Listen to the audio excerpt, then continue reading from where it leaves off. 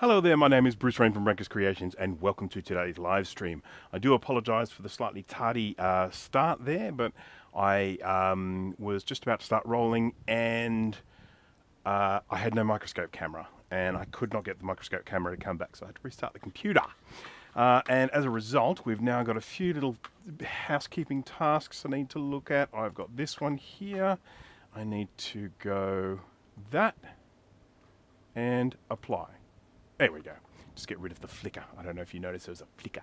I have to get the camera frame rate, shutter speed, to match all of the lights and stuff here so that they don't flicker. And then what else have I got? I've got here, let's do the same for the other cameras. Okay, that appears to be, let's go that one there. Looks good. Let's go to, is this camera here? Looks like all the cameras are here today, so I think I'm feeling good about that. Right, there we go. I think we are good to go. So, once again, apologies people, just a little bit of a teething problem. Have been making lots of big changes here in the workshop, which I'll go over in just a minute. I will, of course, go and say hello to everyone. Hello to OA, Stephen Growl, I think, yes. Enzo Fitzhume, Gibatronics, hello, Pretzel FTW, Scarlet Swordfish. Haven't seen you in a while, welcome. Instead of filing your taxes, that sounds like a very, very good idea to me. Quicksilver Oz, hello there. And let's keep work. I've already said hello to Enzo. Yes, I have. House of Moth, Jay is here. Hello there, Jay. Thomas Armstrong, hello. K McVintage, Will, hello. 8WT, hello. Callan, hello. Apples Anonymous, hello. Inkscube, hello. Kai is here. Hello there, Kai. It's been a good week this week. That is what I like to hear.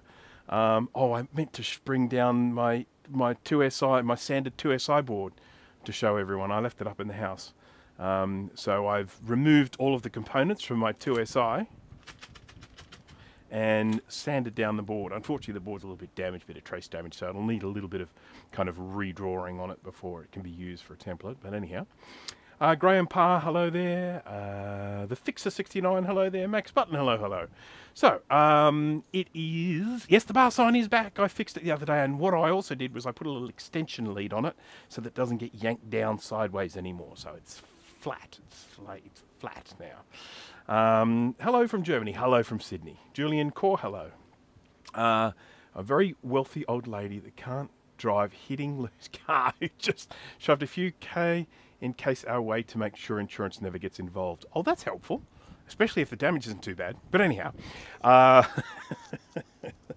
is always nice when that sort of thing happens. Yes. Now, okay. So I mentioned I've made a few additions to the workshop. One of the additions I have made is a new camera. I was using a top-down camera before. So basically, what I used to use was an old Handycam. With the HDMI output then going into my Mac. The advantages of that was that it had zoom. The disadvantage is not a particularly good camera, and I was never very happy with the image output from it because it was very old. It's a nice camera, but it's very old. And then I replaced it with a C922 webcam. But the big problem with the webcam is they're wide angle, so I was having to literally bring it right down here in front of my face in order to see it. So what I did is I actually went out and bought a different sort of camera, and I'll show that in a second. But and this is the view from it. Let's just have a look. Now, what I like about this camera is that, first of all, it's just here. It's just outside of your camera view there. And this has actually a manual zoom, manual focus on it. So that is actually going to be really nice for what I am doing with the things here. So that I'm quite pleased about. It is a 4K camera, but I only broadcast in 1080. So you know what I didn't do? I didn't bring the bloody PowerBook down with me. I'll have to go get it. Never mind. We've got all this exposition to do first. So this is the new top-down camera, and that's working quite well, other than the fact that I bang my head out every now and again. Hello to Dana. Better check all this. Look at all this chat here going. Adam Lumpkin's got the new flux on order. Well done. Excellent. So I've got my Steri flux here. This is my ASM, the one that I really like. This is in a 10 gram, 10 milliliter, whatever, cc's, whatever, syringe there. This is the size I like using. They do come in 30s as well. I go through enough of the stuff to warrant getting a 30, but I just find they're a little bit more manageable in the 10, and they get a bit gunky after a while. And so I actually like finishing one off and then starting a nice fresh one. Repair place that'll charge less than we got back. It's excellent. So you got money left over. Well done. Sadmac356, allergy season over here. That's not good. So that means what? Springe. That means it's spring over there. Is that right? Yeah. Front bumper needs replacing. Who cares about that? I have a few boards ready to post out to you. I'm looking forward to receiving them. 2CI, 2FX, and the associated reloaded boards. Wowzers. And Dana, hello. Hello. Get that 2SI at the same time. Yes, I will do that. Got my new flux on order. Thanks for your advice. You are most welcome. This is that was the purpose of those videos. For anyone who is watching, who watched that, you know, it took a long time to work on look at all those fluxes and try them all out. But you know, I'd been saying that I would do that for a very long time, so I had to do it. I should just mention, this is something really important. The guys from Steri mentioned this to me the other day. The amber coloured, this red coloured tube that they're in, it looks nice and everything like that, but it is more than just an aesthetic thing. That sort of means less UV gets in to the tube, and it means that the flux is sort of protected from light and actually makes it last longer as well. So okay, so that's that. And then the other thing that I did was, when I was experimenting with all my different cameras, I tried a few different arms, articulated arms, to have the cameras on, and I ended up buying one that was a specific camera articulated arm, but it didn't really work properly for my purposes. I couldn't find anywhere to position it where its sort of range worked for me. When I have to sort of mount it up high because I've got this frapping big microscope in the way. If we go to this side view here, no, you can't see the microscope there. But anyhow, so I've got this microscope in the way. So hang on, there we go. No, there we go. I'm missing a view. Which view am I missing from this one? Ooh, front camera, scope camera, side camera. No, okay, it must be. It's probably meant to be the top view. We'll worry about it later. So I had this articulated arm that I put a camera on, and I really could not make it work properly. I mean, it was okay, but I had this. I ended up, when I got this camera, I put this onto a different articulated arm, and now I had this articulated arm left over, and I'm like, well, what am I going to be able to do with this? This is nice. And this is what I ended up doing with it. I ended up mounting on it my UV light. So when I am doing any soldering work, I can switch on my UV light here. I can lower this, sorry, when I'm doing any UV mask work, I can get the UV mask painted on, set the UV light on there, go away and leave it, and then come back and the thing's cured. So very, very happy with that. This one is designed to actually take a bit of weight because it's designed to take a decent sized camera on it. It works quite well because this UV light on the end is a little on the heavy side. That's it. That's the light that you can see there. Whee! And what we will also see, if we just do this for a second, we'll do that, and then we'll switch views to top view, and we will go, Steri has the security thing. Look at that. I don't know if you can see it, but it's got all the fancy little, it says Steri, www.steri.com. They've got that so that you know you're getting the genuine article and not some fake. And then, of course, all of this flux has UV tracer in it, so when I work on a board like this, you can see it glowing here where there's flux left on the board, because that is the UV tracer, which is really, really handy for indicating when you have not cleaned something properly. So let's move this out of the way so I don't whack myself with it. And things. And let me just brighten this camera up a smidge. Let's go to that one. And I just want to, we go brightness. Oh, Oh, that's contrast. That's not brightness. Let me go. Oops. No, hang on. Zoomy. There we go. There we go. There we go. Apply. Alright, now we can go brightness. And just pick it up a little bit. It's a little bit dark there, wouldn't you say? Not too far. Saturation. There we go. Still getting used to this stuff. It's all new. It's all new. And yeah, okay. So I'll stop fiddling. Oh, did it just go dark again? Am I seeing things? Oh, I know what I did. Yep. Contrast. There we go. That'll do for now. That'll do for now. Okay, so hello. Joshua Clark, hello there. Oh, incidentally, Dave's Vintage Apple Tech. Hello there, Dave. I hope you're well. Okay, we'll be trying out different fluxes more in the future, or sticking with the ASM Tacky Flux. So here's the thing, and this is the thing that is essentially the review really did point out, and it was something that I didn't even realise until I was writing the summary. I was trying all these different fluxes, and I'm going, oh man, this is good, or this one's good, you know. And it also does depend on your requirements. For example, the Hydra MA, which I tested out, is a really, really good flux and cleans away very easily. So that one I was like, yeah, okay, that's a really good flux. Maybe not as good for the hot air station, but still quite good. But it is more expensive. So, you know, it then comes down to, well, what are you after? Now, see, from my perspective, I go through a lot of it, and I have an ultrasonic cleaner to clean flux off. So I'm not overly concerned about how hard they are to clean. When I put this in the ultrasonic cleaner for 5 minutes, it comes out crystal clean every time. So I don't have the concerns about trying to clean it off. Whereas a lot of people, they're cleaning with some distilled water, some demineralized water and a toothbrush, or some isopropyl alcohol in a toothbrush, and they're sitting there going, this is a real pain, and so they want that easier clean.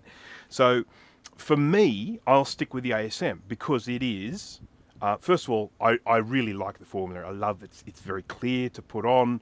It's very hard wearing on the board. You know, it sticks around. It keeps fluxing for a good long while.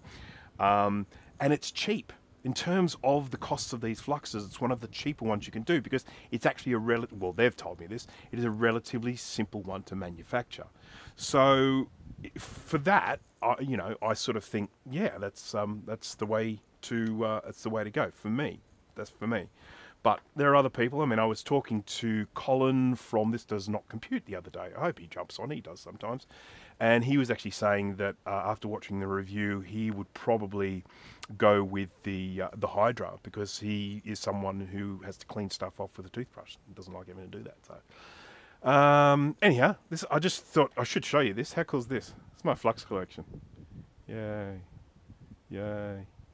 Yeah, I made a little stand for it. I didn't design it very well. I really should have put these further apart because they're a bit wedged in close there. But once I 3D printed it, I was not going to redo it. Nah. Tell us about the plungers. Yes, well, this is a B-Rain Brankus Creations. It's a Brankus creation. That is my custom designed plunger.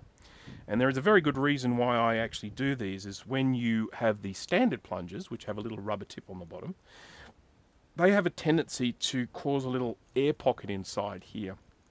And when you go to squeeze some flux out, you go then put it down and the flux just keeps oozing out. And it's a waste of flux, and it gets flux everywhere, and it gets all sticky and yucky.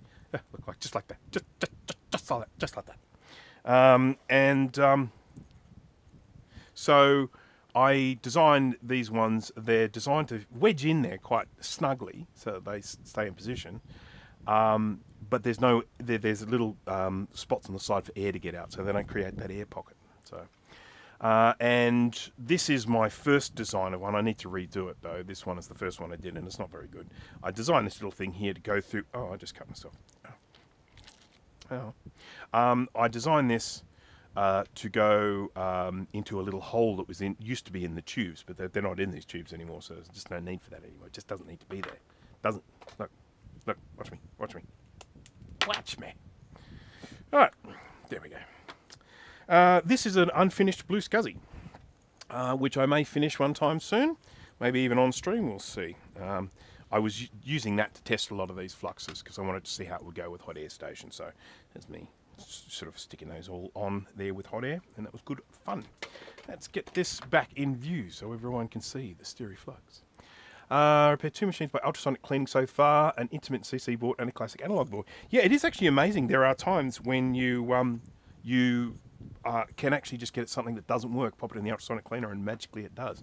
I have had that many times with, I mean, even with liquid damaged boards, modern boards like a MacBook Pro or something like that, and the board has been liquid damaged, and you sort of might have to sort of replace some components, but sometimes literally just you have a board that doesn't work because it's got some corrosion on it. You drop it in, you ultrasonically clean it, and bing, away she goes. Now I want to show you this very quickly. In my last, sorry, I'm just going to put a tissue on my hand. My hand is just bleeding. I scratched it on something. I'm not even sure what, but it's just bleeding, and it's just a bit annoying. Should I make a joke about it being a Rutcade Mods stream? That's a joke, which it's an old joke, which someone I know tells over and over and over again. But anyhow, that's another story. So I did a workshop and wine live stream recently, and I built this little kit, which is a Tesla coil, and finished it off. And basically, it's little sparks come out of this, and it's pretty low key. It's not very intense, but it is fun. But what this does do, which I didn't show in that live stream, which is really fun, is you can actually connect. There's an audio connector here. You can actually plug this into an MP3 player or a phone. No, not a phone, not an iPhone, because they don't have a headphone socket, do they? You can plug it into a laptop or something like that, a headphone socket. Play music through it, and it works as a speaker. This actually works as a speaker, and the sound is being generated by the sparks in the air. It's the bizarrest thing in the world. You fire it up, you play some music, you start hearing music, and you're like, where the hell is that coming from? And you get close to it, and you realize the sound is actually coming from the sparks. It's just, so anyhow, that was good fun. But it did give me a little bit of a taste of the old Tesla coil, and I went out and I bought this. This is a slightly larger Tesla coil, and this little pin here is where the sparks come from, and yeah, so this is it here, and this actually is a Bluetooth player, so you can actually hook this up to Bluetooth, play music through it, but it has to be, this one isn't the same as this one. This one only works with a particular sort of music, what they call square wave music. So you need square wave synths in order to make this work. Now, shall we have a look at it? We'll give it a try, give it a crack. Oh, look, you can see the reflection of the camera. Let's zoom in a little, shall we? Oop, that's the wrong knob.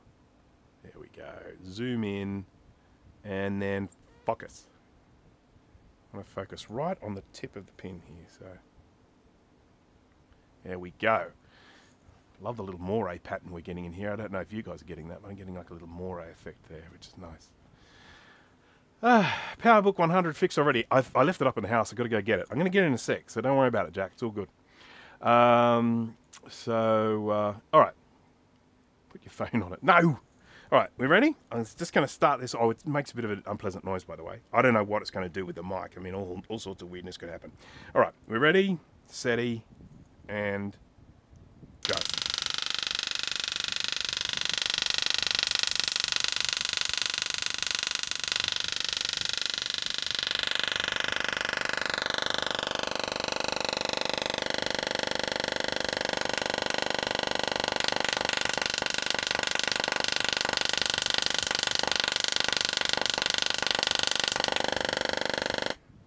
Should I mute? I mean, is that like just absolutely horrendously unpleasantly loud to listen to through the live stream? I'm just curious. You smell burned hair. It's funny because it doesn't hurt. It's like, it's almost, it just feels like a tap. just feels like a tap on the finger. It's not really sore, but yeah, and then it does the little sparkly thing, and it's super hot, but only for a very, very brief period, so it doesn't hurt, but it does burn. It does burn little bits of hair and stuff off your skin. So yeah. Anyhow, you can adjust the frequency of its popping. I've got this adjusted at the moment so that it will try and sync in with the frame rate of the camera. If I run it too fast, you can't see it. So you can. That's working quite well, actually.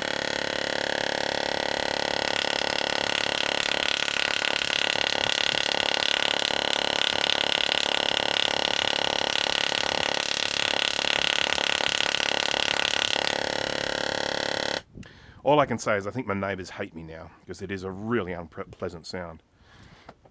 Yeah, so sounds like a Honda 90 moped. Sure it does. Mind you, I don't think the engines go that fast in them. Okay, so I guess around about now we have to start having a look at the PowerBook. In order for me to do that, I've actually got to do the back soon because I left it up in the house because I'm stupid. Okay, let's just zoom out a little bit here so we've got room for a PowerBook. There we go. Put a stirry flux there so everyone can see stirry. I will be right back and I will bring the laptop and the 2SI board, so just bear with me for a moment. Don't forget this music for this back soon does sometimes come in a little loud, so just bear with me.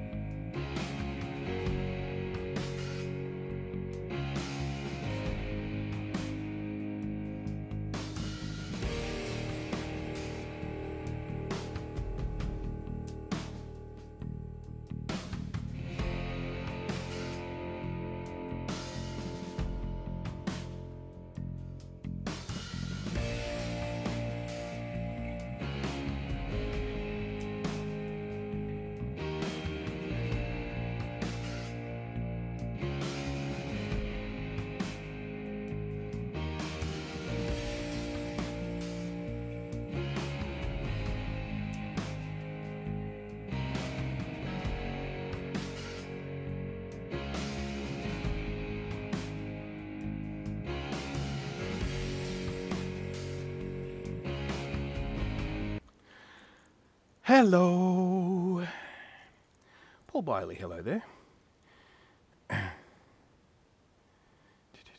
Okay, so what I have here is, number one, this is a Macintosh 2SI board. I showed this, I did a photo of this on one of the Facebookses, and this has had all the components removed and it's been sanded right down to the traces. Now I had a bit of trouble with this because this board was in such bad shape, and I'm concerned that I'm actually starting to sand down virtually to the fiberglass level here, and which is making it quite difficult to differentiate the traces from the background. Now it's when you've got the light shining on it, no problem, but when I put this in the scanner, you don't get particularly good separation. So it's fine in color, you know, because you can see the difference in color, but if I try and turn it into a mono image where you've just got the traces like I did with the Classic, when I did this with the Classic, because when we were doing the Classic, I mean obviously it's Kai's, you know, sort of Kai's baby, but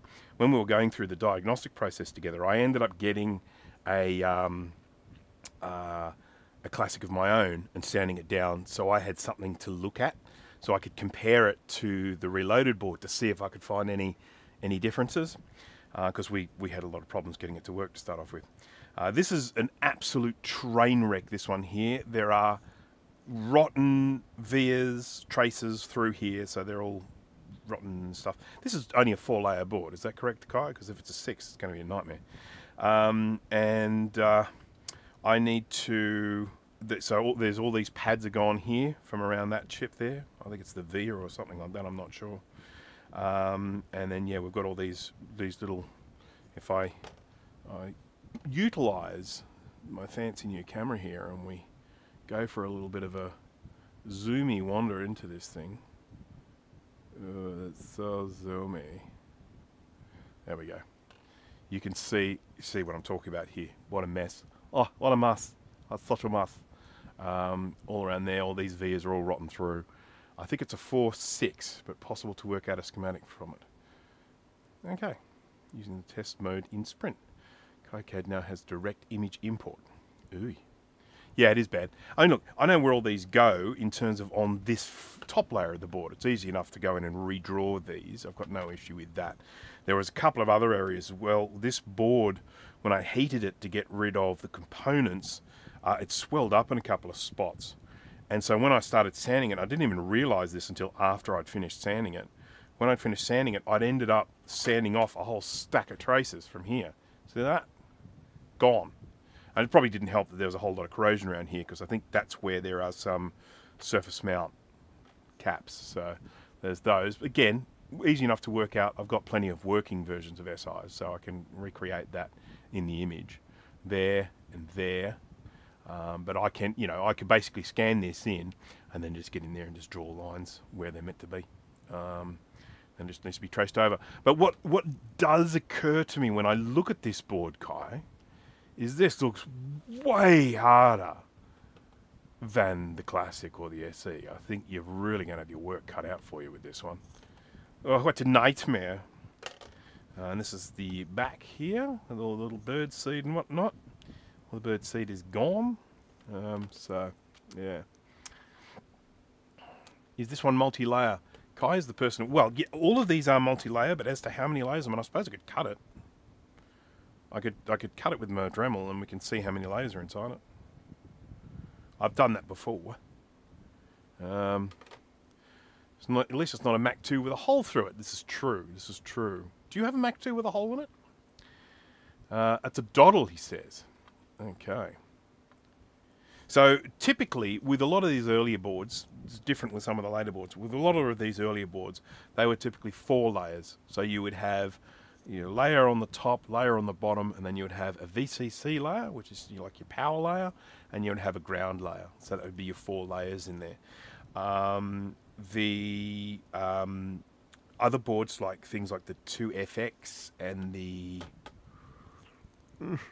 2S, the SE30, they're actually 6-layer boards, and they have data layers inside, and that's a real bugger when they go. I'm better at Sprint now, that's all I care. The Classic was pretty easy to do in the end. The traces are finer, granted, but you can easily tweak this sort of thing in Sprint. Cool.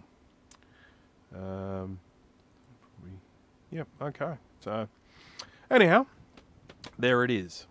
The one JFix. Yeah, wasn't that a 2FX? Correct me if I'm wrong, but I'm pretty sure the one with a hole in it was a 2FX. We'll see, we'll see. I think that's in your possession now, is it not, Dana? Hey, Dana? Yeah. Okay. Just going to get this view right, because we're going to need it right. Now,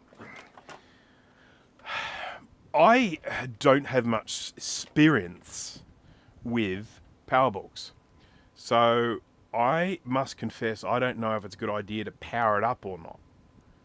Do I try powering it up and seeing what it does? Or is that a bad idea? I need to have some PowerBook aficionados tell me what is the best idea when it comes to the aforementioned. Colin is here, hello there. I have a couple of PowerBook 100s to fix up myself, so this would be relevant to my interests. I do have a slight issue though, Colin. I am going to be learning as I go with this one, because I've never done one of these before, ever. Never even dismantled one. I don't think I've even held one in my hand. The PowerBook 100, I think, it should be celebrated, because Apple's first laptop, they're all, luggable or whatever you want to call it, the Apple Portable, was barely that. It was, the Mac Portable was a big, you know, bulky sort of computer with a, you know, big hard drive and a lead acid battery and stuff like that. And I feel like this as the next transition for them was pretty impressive. Hello, Jeff. I am doing well. I hope you are as well. It is actually, by the way, it is Good Friday here today. So to any Christians out there that celebrate that sort of thing, happy Good Friday. It does make for an interesting night in, doesn't it, Paul? So I just pinged Tech Knight. He's just done one of these. Okay, cool. Look, oh, look, there's a cockroach. Die. Did I get it? This is what happens when you have your workshop in a shed. Eric's there. Hello there, Eric. SE30 reloader board transistors. Yeah, okay, so I have a PowerBook 100 no power supply. At least I don't think so. This person's just got this generic one here. As you can see, it's he just bought this. It's like a appliance power pack. You can set it on 7.5 volts. Output is 2.4 amps. Hang on, no, 3 amps, and you need 2 amps for this. So this is actually just an off-the-shelf job here. And I know it doesn't look genuine and everything, but it works. Yeah, so anyhow, the first thing we have to do is dismantle it, I guess. Again, something I've never done before. But we're gonna give it a try, because that's what we have to do. That's what we do around here. We try. Missing a little rubber feet here. That'd be something pretty easy to 3D print, I would think. Got a screw. These don't look like the original screws. I'm just going to say it.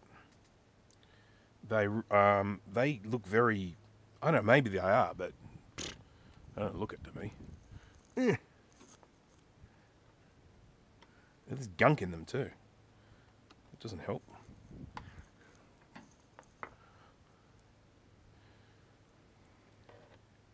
I didn't get a Band-Aid. You know why? Because I'm thinking of you guys sitting here waiting, and I thought, no, there's no time for a Band-Aid today. I've made them wait long enough.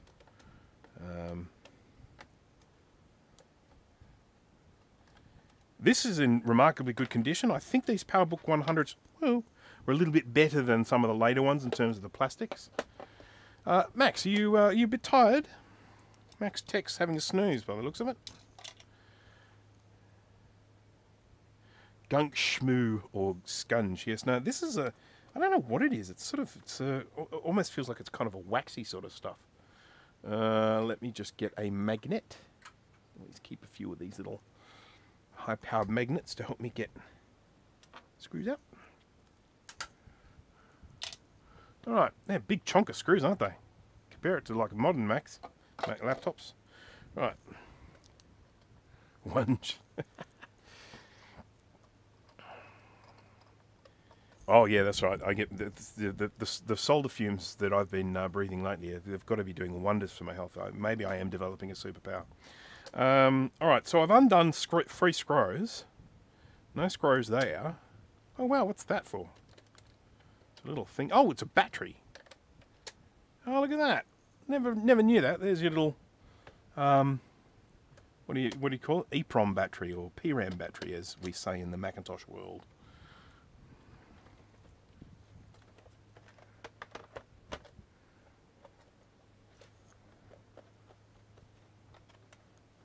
I've undone it now. Don't know what to do next. Maybe the keyboard comes out. I've seen that on some of these models. Oh, look at that! Okay. Alright. Okay, so that's the whole screen. So let's just get this undone. And that's actually remarkably... well done, Apple. That's some nice design you did there. You ought to be congratulated. Yeah, nice. I'm going to put this to one side just for the moment, as we have a look at this.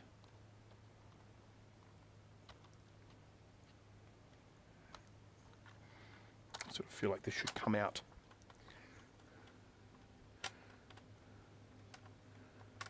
Well done, Sony. Okay, fair enough. Oh, wow, this has got electrolytic caps on it. We'll definitely need replacing. 10, 16. I'm pretty sure I've got them. Look, there's a very, very high likelihood that I won't have all the caps to do this. And so it will probably end up having to be done in 2 stages. Just warning everyone. I gave them the schematics for the Mac Portable and told them to make it smaller. You guys are just fonts of knowledge. I don't know why, but I know so little about Mac laptops. I knew, maybe because they were never in my price range, and they were never used in my industry. So no one ever used laptops in the graphic design industry back then. We all had the big desktop ones. You know, laptops were just sort of a bit of a novelty. None of the people I worked with had laptops until, oh geez, probably until we were getting to G3 stage. But I tell you what, I was always a huge fan of the 540C. That is still my favourite laptop. The Macintosh 540C, 68040 CPU. I wonder if we take the ball out. Maybe that's something.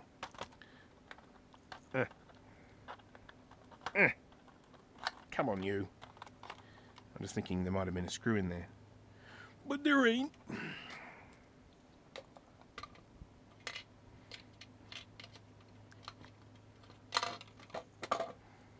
PowerBook 3400. Now, 3400 is pretty darn rare in these parts, I think. Aren't they the ones that were a 603 PowerPC or something like that?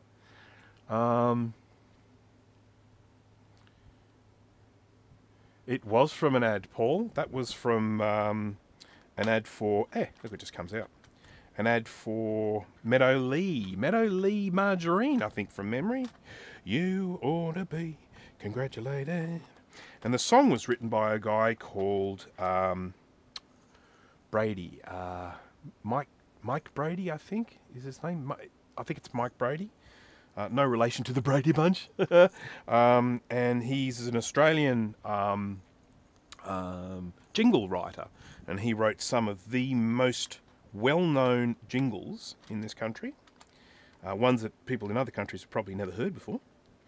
I'll tell you one ad that some people from around the world, one Australian ad that people from around the world might know is the, "Are you keeping up with the Commodore? Because the Commodore is keeping up with you." That was a fairly well-known Australian ad. Here's a keyboard, everyone. Quite nice. Nice travel. Feels lovely. Fastest laptop in the world when it launched. Yeah. Who was I watching that was doing something with a 3400 just recently? I was watching someone work on a 3400. Wasn't you, was it, Con? I don't know. I was watching someone. Yeah. Not important. Not important. Okay. So, I can see lots of caps on this thing. It's quite a small board. It's an odd size. I should take photos of this, for goodness sake. Got to be able to put it back together again. Far out.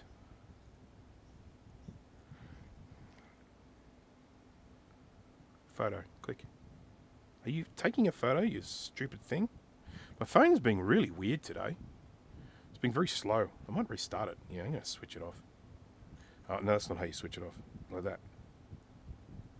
That's how you switch it off. Power it off and then power it on again. I get the G4 Lombard machine off Mac 84. I might finally be able to afford the shipping. Yeah. It is expensive. Yes, it was Jeff. That's right. That's right. I watched Jeff recently. I'll be honest. I had never seen Jeff video before. I watched it because you guys were cameoing in it. That's right. And Colin, you just know so much stuff. Just going to go out and say that.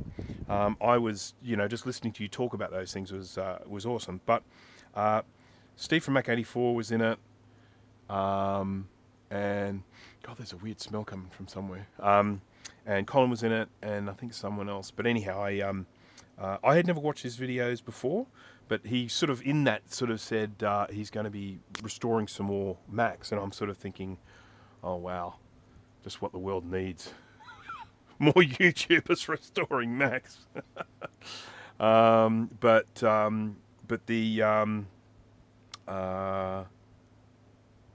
I noticed that in the end of that video, he said he was going to be restoring a Mac Classic, and I thought, oh, you poor sod. I don't know if he knows what he's in for with that. There you are. Tech Knight, hello there. 4600 is the worst. Okay, it's Toshiba. Okay, I have the. I don't have the very first G3 laptop that came out. I can't remember what that one's called. It was quite a different design, and then they moved into the other ones. Like there's the Lombard, the Pismo. What is that? A resistor? I'm not sure. And Wall Street, and I've got those. I've got a Lombard, a Pismo, and a Wall Street. And one of them, and I can't remember which one it is. Someone in the chat will know this because, you know, this is the sort of thing I know and then I forget. Is one of them was the only Mac, to my knowledge, the only Mac that had SCSI and USB in the same computer. No other Mac had SCSI and USB. I think. I may be wrong. So, well, I tell you what, yeah, Classic is going to be fun. All right, we all love working on Mac Classics. It's funny. I mean, I think one of the problems with the Mac Classic is they can often end up coming up very cheap because they were. Why aren't you taking a photo? They were used by schools, so there's stacks and stacks of them out there, and then now it's like they're very readily available. And I think people think, you know, because they're in the same form factor as the original Macs, like the Macintosh Plus, 128K, 512K, SE, that sort of thing, because they're in the same sort of, you know, form factor, people are like, oh yeah, this is like original Mac sort of thing. But of course, they were a budget computer. I mean, they were Apple's, I think, very first computer that could be bought for under $1,000. The Mac Classic, the configuration that had no hard drive in it, was just a floppy version. That one was available for $999. I actually have one of those somewhere. No hard drive in it at all. Has the little SCSI terminator. It's got this little guy. How'd you come? How'd you come? It's got this little guy sitting in the little SCSI thingy there, so that the SCSI is terminated from the inside. And so yeah, and so they are very, very common, but they were made poorly, whether it be because Apple cut corners, which they did do, but also because there were lots of bad capacitors around at that time. So they have to be very, very fixed. Bruce, reboot. I did reboot my phone. Why? It's reboosted. I have taken photos because I do need to be able to put this thing back together again because it's not mine. Now this, I dare say, is some sort of thing, and it's going to come out. I dare say. Let's get a spudger. Got some here somewhere. I tidied up in here. Now I can't find anything. I've lost all my spudgers. There's a thing. That's a plastic thing. It's not a smudger, but it'll do. Spudger. Who came up with that name? There we go. This is working a treat. There we go. Look at that. What have we got there? That looks like, I guess it's a RAM upgrade. Someone can probably tell me how much RAM that upgrade that is. Upgradey. Let's just zoom in a little bit here.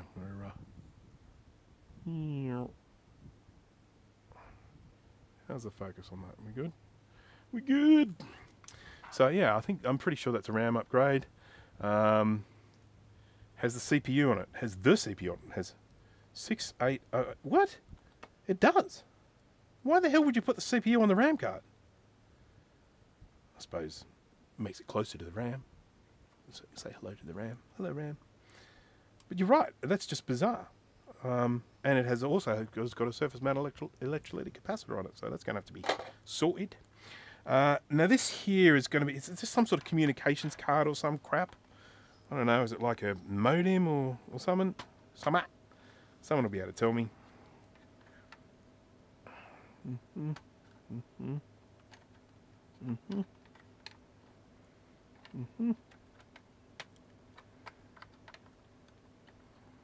There we go. So what's that one? Is that also a RAM upgrade? Because that looks like RAM. Yeah. Isn't it amazing how small they got a 68040 CPU into? Look at the package size of that. When you think about how big they were, I've got, oh, actually, that's under a whole bunch of stuff. If I grab that, it's going to be a real pain. You think about how big the package was for the original 68K chip that went onto the, you know, like the Mac Plus and the SE and stuff. Great big long dip thing. And this is a little teeny weeny little, what is it, QFP or whatever? Little package there, very cute, very sweet. I like it. I'm going to put these in a Ziploc. It is not an anti-static Ziploc, so don't flog me for that. I do have some anti-static bags, but I'd have to get up for one, and they're big, they're huge.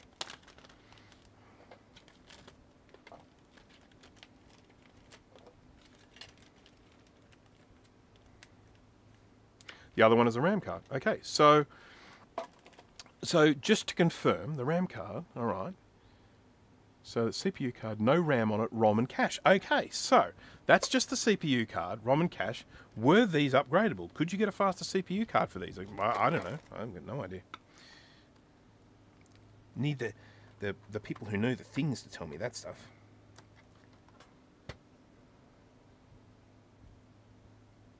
Oh, well, that sucks. I don't like the way this connector is.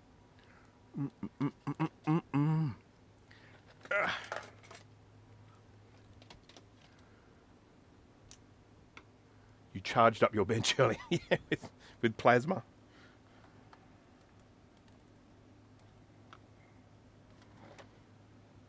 I mean, is that connector, is that just put in? I don't know. It doesn't. Oh, yeah. It's got those little lifty things. That's good, that's good. Don't want to break anything. This might be easier to remove once I get the board out, to be honest. So I'll just leave that. That's got to come out. Sorry about the cut on my hand, folks. I scraped it earlier. Don't know what I scraped it on, but it did make me blurred. Has anyone got a recapping guide on one of these?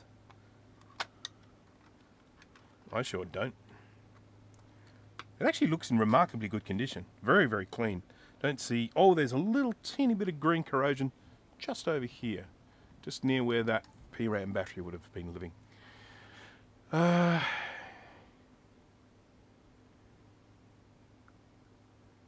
don't know. I want to stick like a 604E in this. That's what we want. That's the sort of upgrade this thing needs. Oh, there's some corrosion here as well. So those caps must have definitely leaked. Now we've got to get this board out. I see 1, I see 2, I see 3, I see 4 screws. There's that one there. I'm not sure if that is going through to the case though. We will undo these and we'll see what happens after I take a photo. I didn't charge my phone last night, so I'm only down to like 20% or something. There we go. Screwdriver.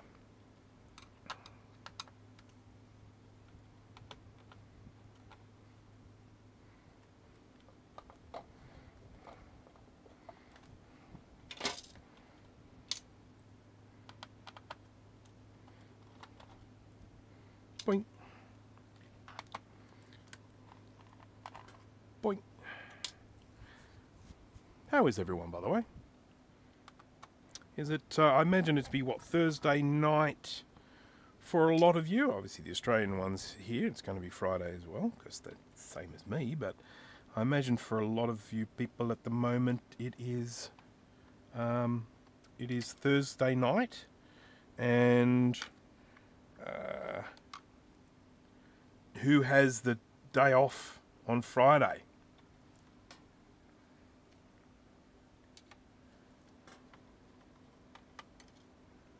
I don't think that does go through to the case, to be honest. Oh, it might. Yeah, I think it does. Holiday tomorrow, yay.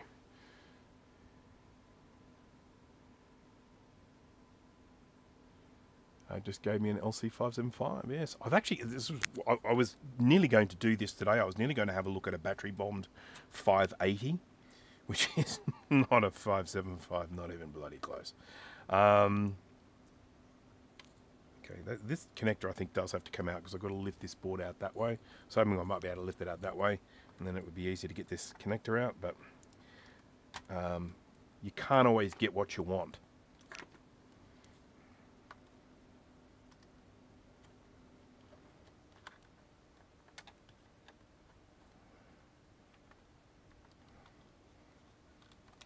There we go. Connector is out. Sorry about sticking my fat head in front of the camera. This top bit might have to come off. I'm not sure. Don't even know how it comes off, to be honest. Oh, let's get those.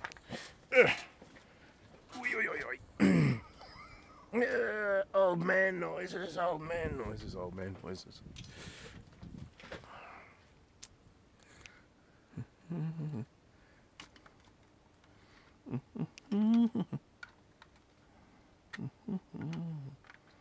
Sort of this kind of feels like it should come off. Really feels like it should come off, but I'm just not sure where the screws are, if there are any screws. Maybe it slides. Sometimes these things slide. Oh, hello. Just kind of, oh, yeah, look at that. It just comes off. I'll be way more confident when I do the next one. Now, inside here, we have got a little SCSI 2.5 inch, it's like half height or something, whatever. Or is that full height for a little drive? Inside this, easily replaced with the modern sort of blue SCSIs or Zulu SCSIs. They make ones for laptops these days, so it's very handy to be able to replace that with a reproduction and not have to worry about the thing dying, because it will die. It is a mathematical certainty.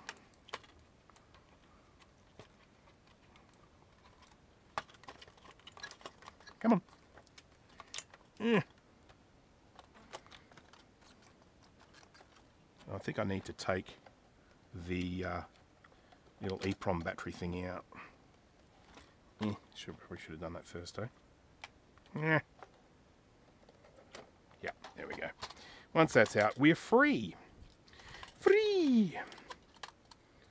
Here we go. Got our little track ball in there. All right, let's... Oh, God, there are no... Oh, there's... Oh, okay, there's some little electrolytic caps on that. Probably not going to worry about those. Probably.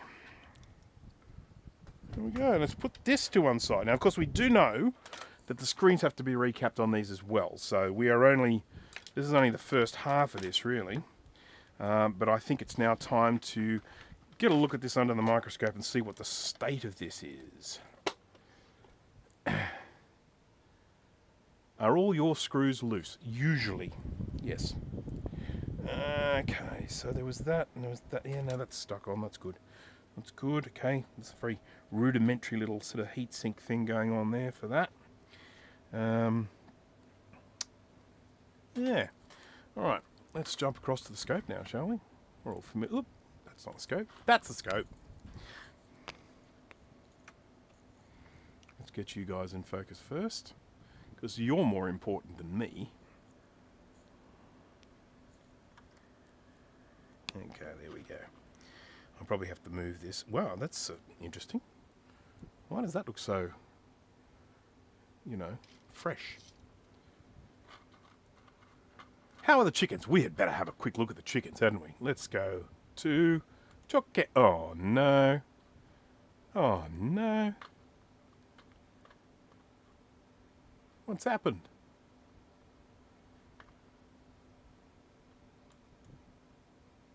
Oh, no. What's all this about? You just have to take my word for it. They're fine. I have 5 of them now. I have had 5 for a while. Oh, God. Sore shoulder. Had a sore shoulder of late.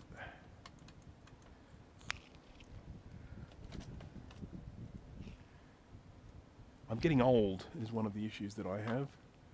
The website wants to open this application. Okay, let's have a look. VLC. Oh, look, that's getting it. Okay, so the stream's fine. It's just this.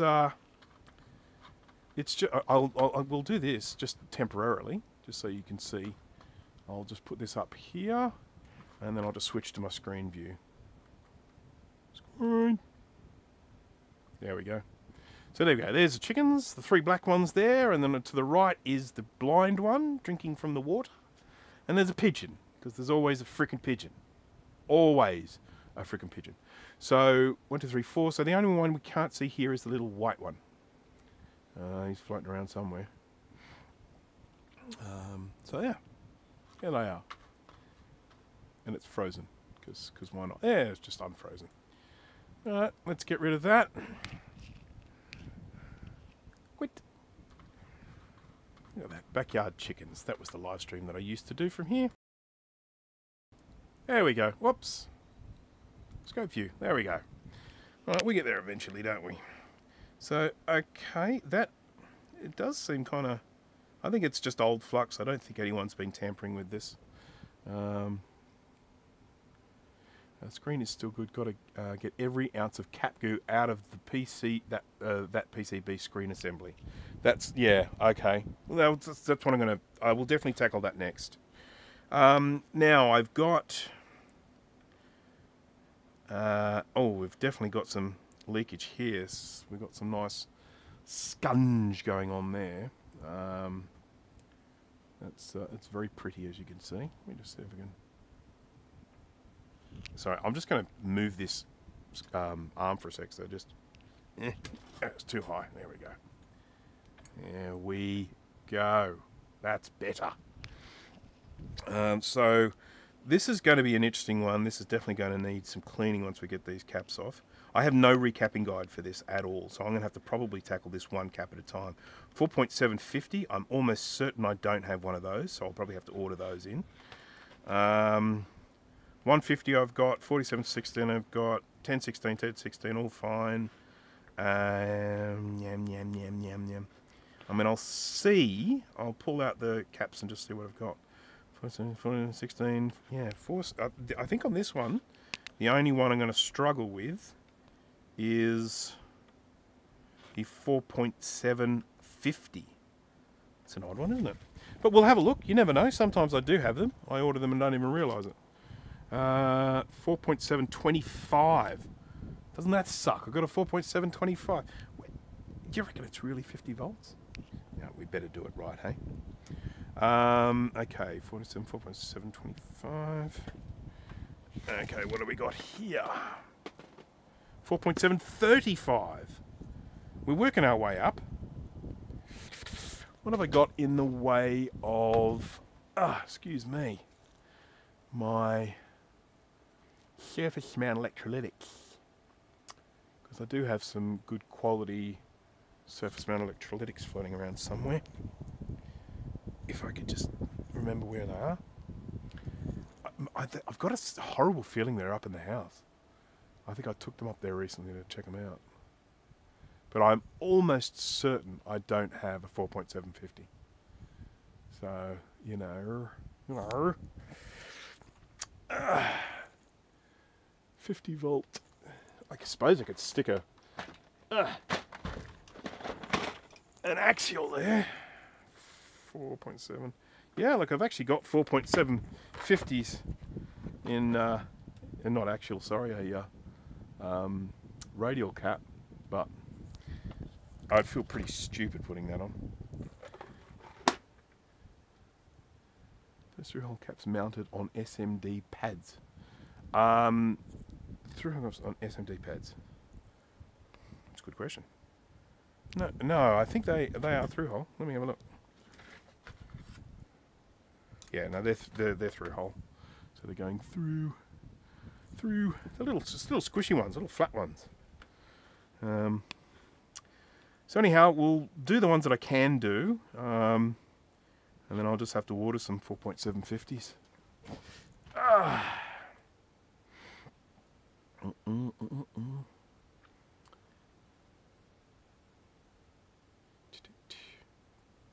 Oh, on the display. Yes, I know the display ones are there. They look, yeah, they look like they're tantalums, but they're actually electrolytics on their side in a little box. It's weird, isn't it? Who thunk of that one? All right, let's get some of these caps off and let's try and do it without melting anything, because we've got a lot of things that we can melt here.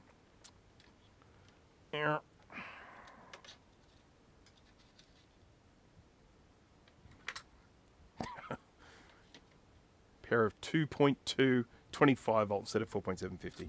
Well, I'd need to have those, and I'm not sure if the maths works on that, but you might be right. I don't think it does. Let's put that there, I think. Just need to try and protect that. Most of these other things should be fairly resistant to heat. So, oh, that's right, I've got to take them off one at a time, don't I? Well, I can take off all of the same size and then go in and do those, can't I? Yeah. So, we'll take off 10/16s, we'll do those, eh?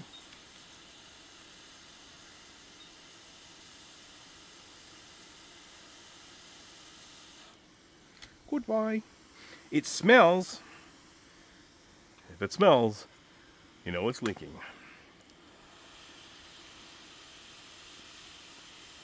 Oh, that's right, that was the one that came off. That's fine.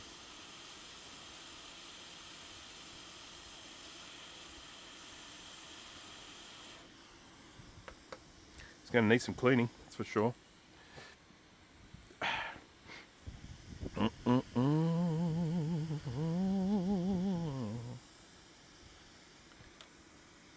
That's hot. Who would have known that would still be hot? Okay, that looks like a 1. Let's just work it. Oh, there's another 2 there. And I think that's it for the 10/16s.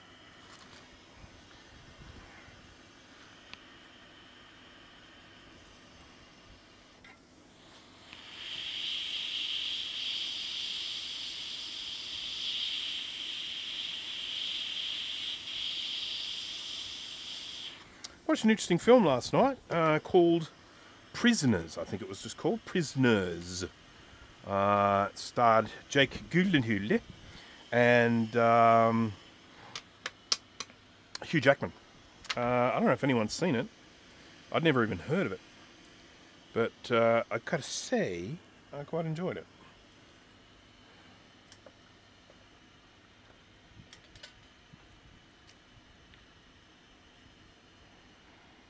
Where are we? Looking at that. Just need to get the right soldering iron tip. I had a great big fat one on there from doing some work. I was doing some work on a 2017 iMac, 27-inch iMac power supply. The switching transistor had fried. It was a nice, easy one to diagnose. I mean, the thing was dead, just didn't switch on. Fired it up. Oh, sorry, it didn't fire it up. Pulled it apart, took the power supply out, and there was a short on the output, and so I just went straight to the P-channel MOSFET, and sure enough, that was all. It was all sort of together. It was all shorting. So, just waiting for a replacement one of those. That was a fun little job. It's a shame when you do something like that and you find the issue and then you go to, you know, you can't fix it because you've got to wait for the part to come. That's annoying.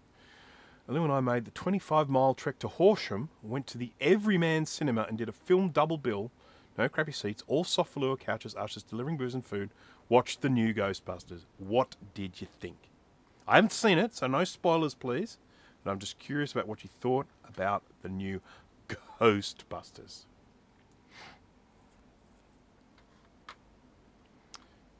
Okay, let's just do this. I don't even know why that's there.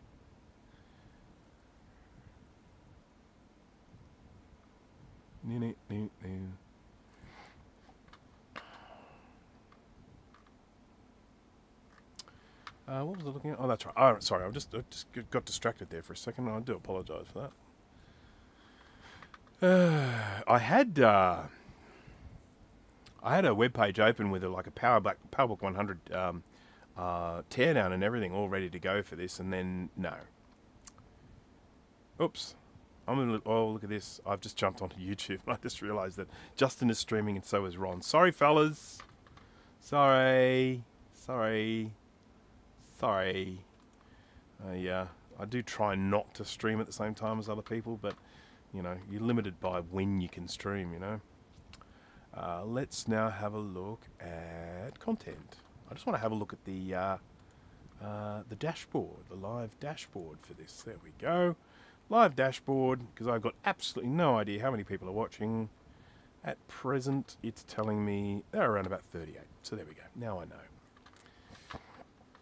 Right, let's get back here to the comments so we can see what Kai thought of the Afterlife. Felt more fun. The new one was okay. Not a bad film, but dragged in places. Took a while to get going and wrapped up too quickly. It's interesting. That's exactly what Dana said. He said it wrapped up too quickly.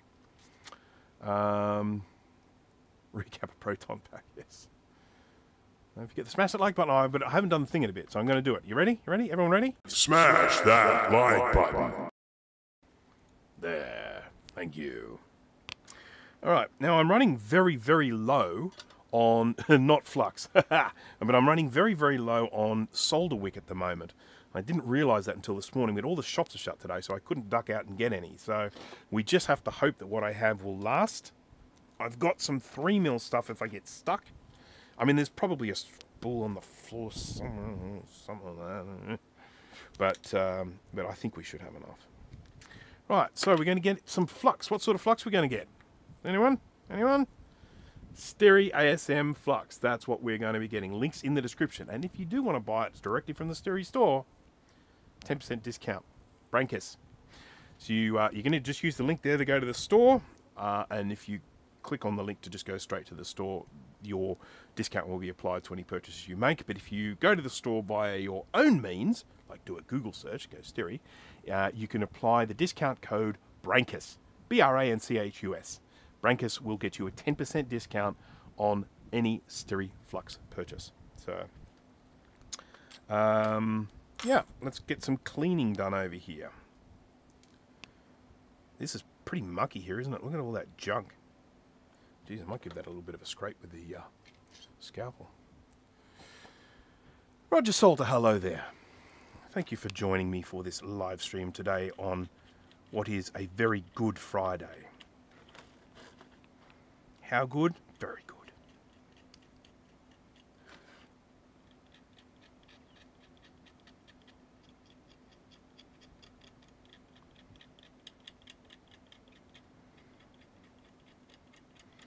I mentioned before that I was working on a 2017 iMac. A very, very important point to know about that particular model, if you do or don't have one.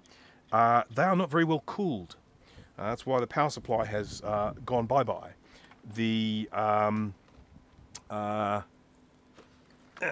There is cooling for the main logic board. Sufficient cooling for the main logic board, I would say. Very little cooling for the power supply or the hard drive. And it's disappointing because there's room in there for another fan, but Apple didn't put one in. So those 2017 27-inch iMacs run hot. So if you have one, my recommendation would be, well, I mean, I guess you could go in and play with the fan settings and make them blow harder or something like that. But I would recommend probably not a good one to be leaving on all the time. Pretty lousy design by Apple for that one, I'm afraid. I have to call it. Oh, look at that, moist. There we go. That looks a bit better. Looks a bit better, doesn't it? Best long weekend in the working calendar. Yeah, so I don't know if it's the same in all countries, but certainly here. I know it's not the case in the US, but here in Australia, we have Friday as a public holiday, and that's nationwide. And because Easter Sunday falls on a Sunday, we get a public holiday in lieu on the Monday. So for a lot of people, it is a 4-day weekend. Now, technically, it's not for me because I'm self-employed. I work every bloody day of the week. But it is. People don't bother me on public holidays. That's probably the most important thing. So yeah, it's a 4-day weekend here. The shops are pretty much, I mean, your fast food places like your McDonald's and that, they'll be open on the public holidays. But your things like supermarkets, they're closed on the Friday and the Sunday.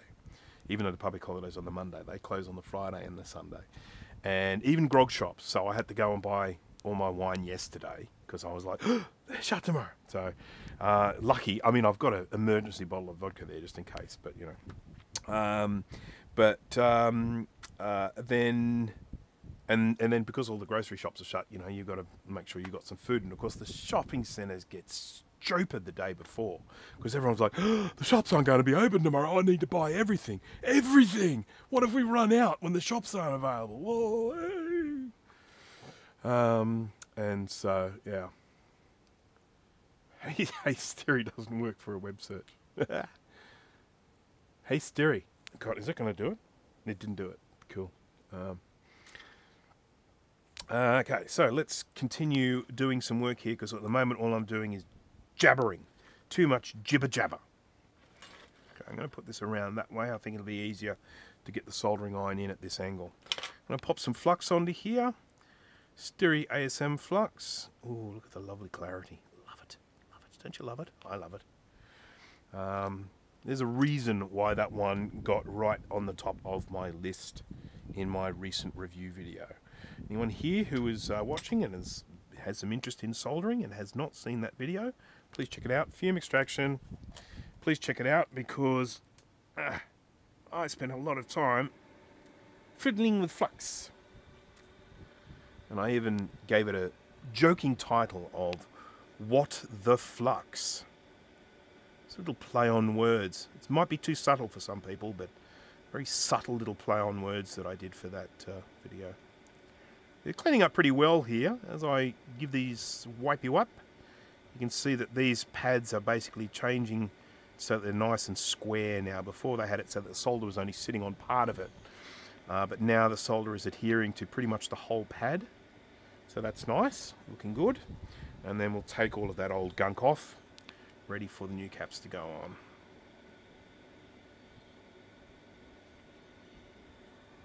Looking good. Mega hello. They should make lavender scented flux. You know what?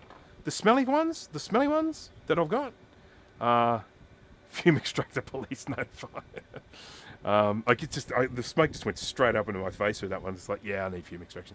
A couple of the fluxes that are actually artificially scented, you know what they smell like? They smell like a teenager vaping. You know when you walk past a teenager vaping and you can just smell that? That's what they sort of smell like. It's that kind of sickly sweet, artificial kind of sweetness that you get from those scented vapes. A lot of jumpers next to those. Well, I think that's a connector, isn't it? I think it's... Oh, crap. Sorry, my microphone's falling down.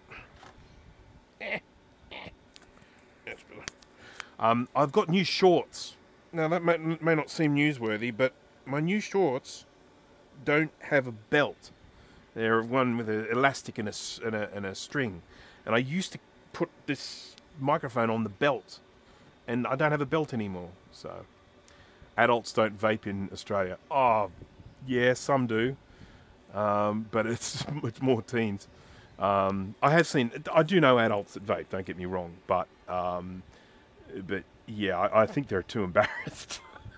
If you do see someone vaping that's an adult, you tend to see them kind of hiding because it is something that is associated with teenagers. Ironically, vapes have been banned for sale in this country. The law just came in recently that you can only get a vape with a doctor's prescription.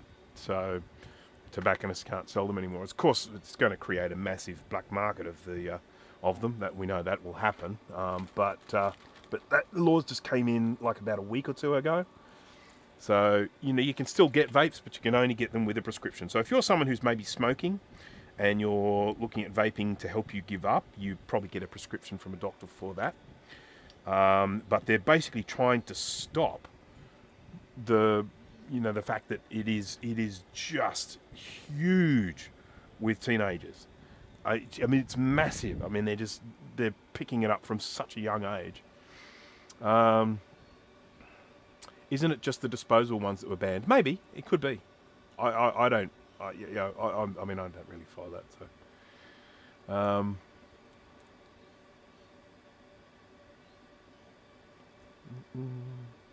I mean, I do know an adult that vapes, but when I see this adult vape, they do tend to do it very conspicuously, inconspicuously. Sorry, they do try and hide what they're doing. So, free to vape. Just most people avoid them because of the clouds of crap they generate. But they have recently applied all of the same laws to vapes as cigarettes in terms of where you are allowed or not allowed to vape. Because for a lot of people, they were vaping in restaurants and stuff like that. Because and they've said no, you've same, because here in Australia you can't smoke indoors, you can't smoke in a parking lot of a shopping centre. They're very strict on where you can and can't. You pretty much, if you want to smoke, you have to just smoke in the privacy of your own home or car. And so they have smoking sections in pubs and clubs. There are specific sections where you're allowed to smoke. But anyhow, they've now applied exactly the same restrictions to vape, so people can't they can't be in a situation where it's like, oh, I can't smoke in this restaurant, I'm going to vape instead. It's like, not anymore. From 1st of March 2024, the importation of all non-therapeutic vapes will be prohibited. There you go.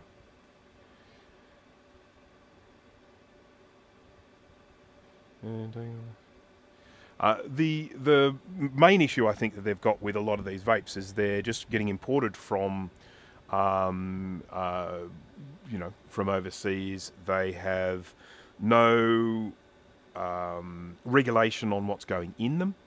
A lot of these chemicals haven't even been tested to see if they're harmful when inhaled. Like never ever tested. They just plonk them in these vapes and we don't know. I mean, they could be completely harmless, just disposed by the body, or they could be going to turn into cancer when someone gets old. Who knows? Because they just haven't been tested. So it basically comes down to the fact that a lot of these vapes that were being imported just had absolutely no restrictions or regulation on them whatsoever. So anything could be in them. And of course, most of them, even though they were tasting like they tasted like cotton candy, or as we call it, fairy floss, they had very high amounts of nicotine in them. So kids were smoking them like they're almost like a lolly, and then of course getting immediately addicted to nicotine. So ban the flavoured vapes and all the teens will lose interest. For me, I think the instant way to make someone stop doing it is make them have to have a look at themselves in a mirror. Because my God, it looks douchey. But anyhow, that's just my opinion. You don't actually have to agree with me. Okay, 10 microfarad, 16 volt. Let's get a couple of those onto the board.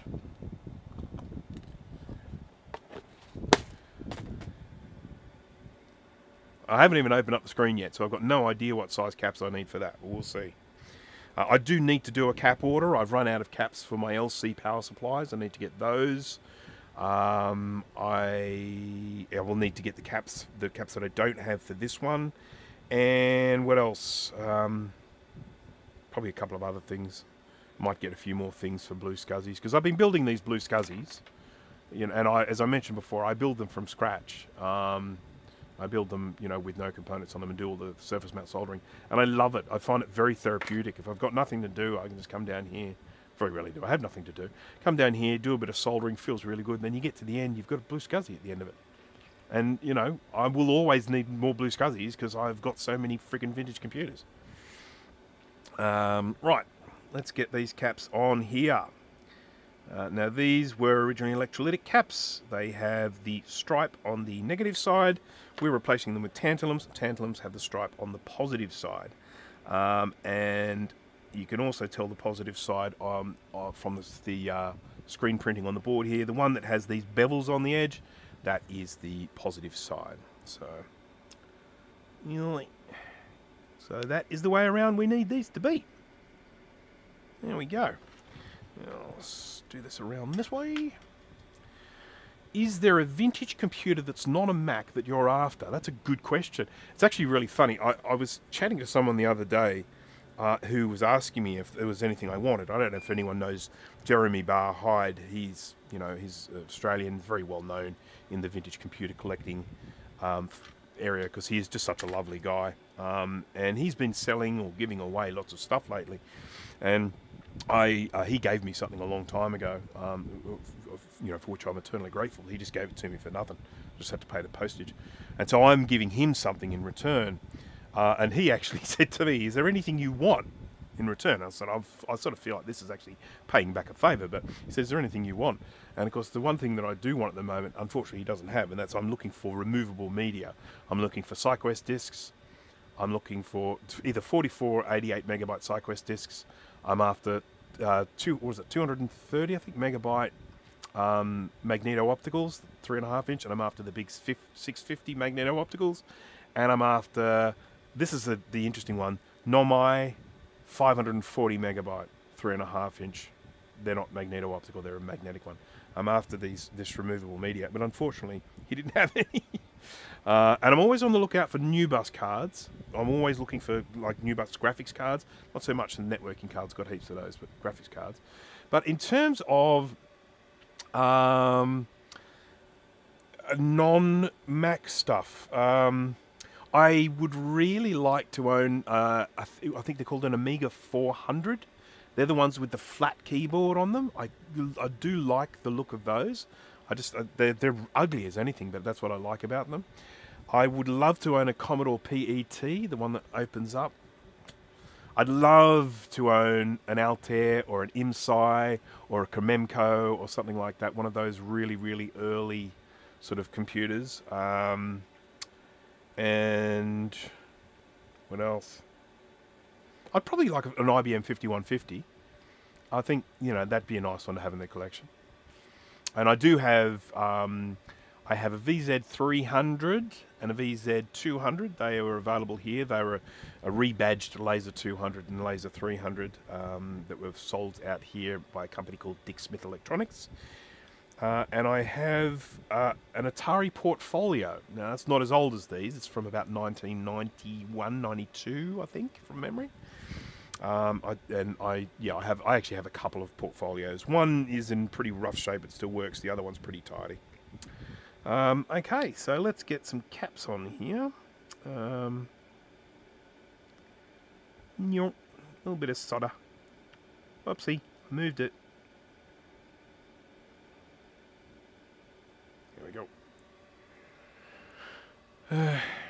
Love the portfolios. Yeah, well, you see, they actually had a very practical purpose for me. When I was hospitalised from a motorbike accident in 1992, I ended up in hospital for 2 months. And it was a public hospital, and I couldn't bring a computer in there.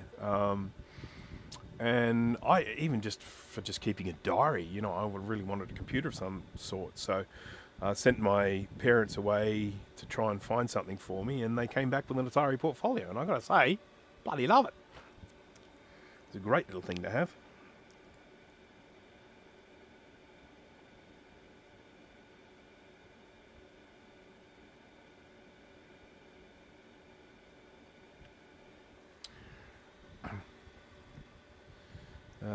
So I'm just having a look. Do I need any 128 megabyte ones? I don't think so. I think what I have is 230 something megabytes. I need to check. I have to go and have a look.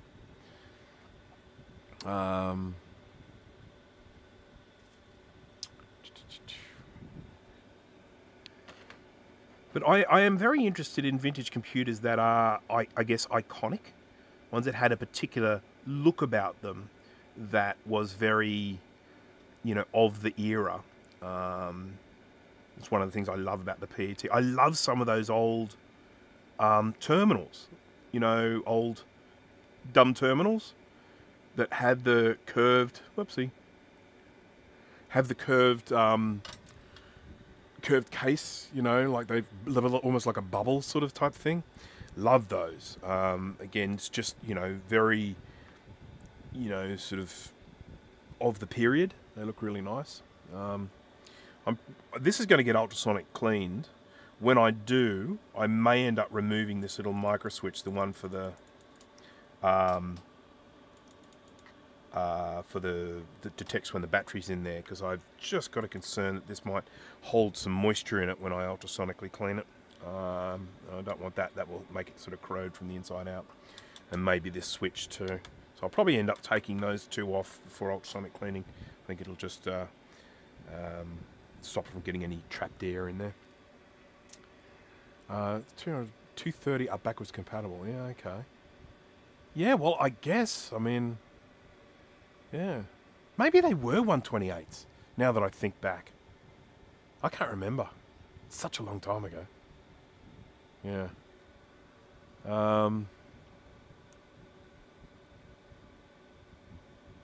MDD or X-Serve in my collection. You've got them. You've got those things already, you crazy man. We know that Jay is telling fibs here, that he has, I think, ample MDD, and he has ample X-Serves. So there. Alright, a little bit more cleaning here. It's starting to get a bit cold. I've got the air conditioner going next to me because it was a bit steamy before, but it's blowing cold air on me, and I'm actually starting to freeze my nuts off now. It's been very, very humid in this part of the world this season. So even on days when it hasn't been that warm, it's still been quite uncomfortable. Ample is relative. Ever going to rig those X-Serves up into a cluster there, Jay, by any chance, sometime?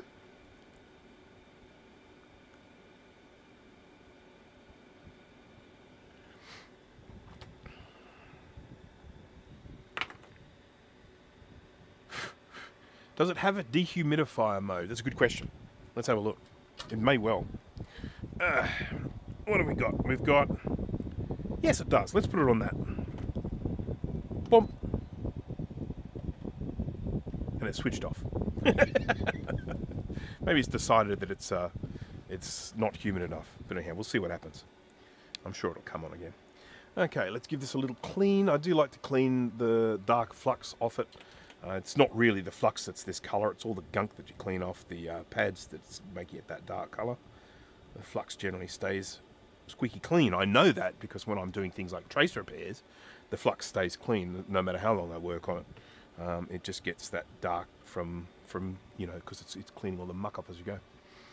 Mate, waiting on some clown to hook me up with software bits. Well, you need to get yourself ready for that, and then you say I'm ready to go, and that clown will send you all the software. So you basically need to set up. I'll set most of it up for you. What I would need to know from you is what is going to be the name of the network volume. So you need to have a hard drive, like a network drive, available to all of them. So it has to be mounted on the desktop of those computers. So that drive needs to be there, and it needs to be available volume. You can tell me what the name of that volume is, and then I'll do all the configuration for you.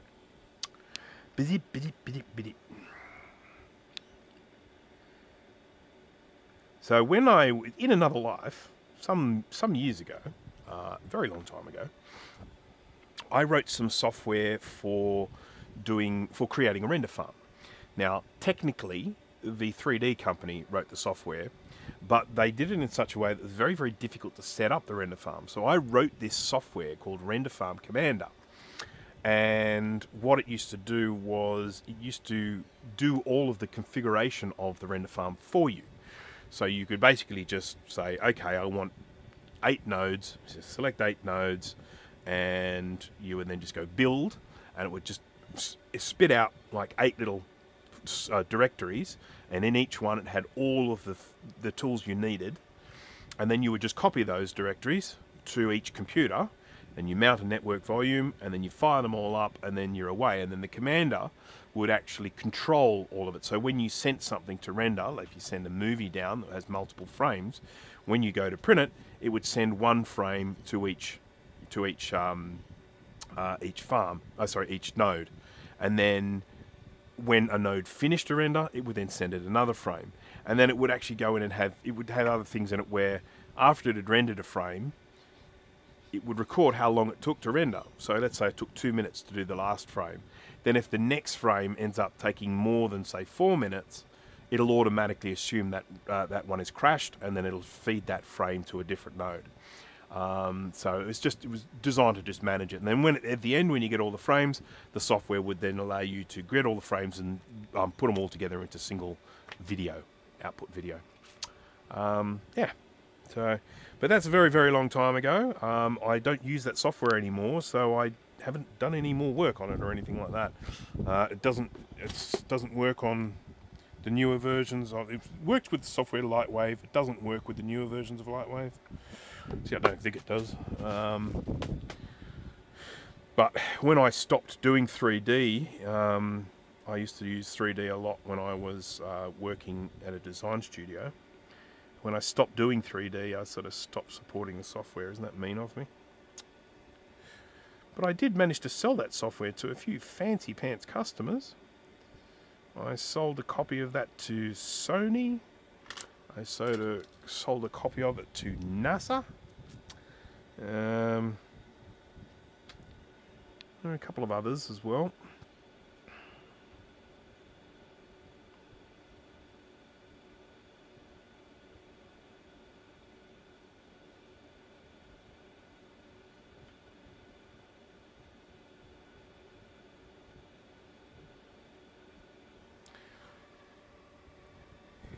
Can you program like Ben Eater? I don't know what Ben Eater is.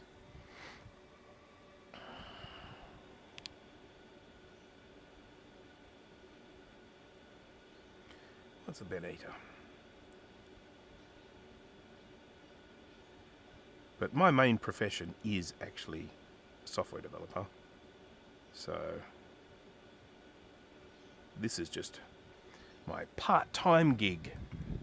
Doing these sorts of repairs. I do them because I enjoy them, and I guess probably because I've got a bit of an aptitude for it. Aptitude's always something that helps feed enjoyment for something. YouTuber building a 6502 computer on a breadboard. Oh, okay, no.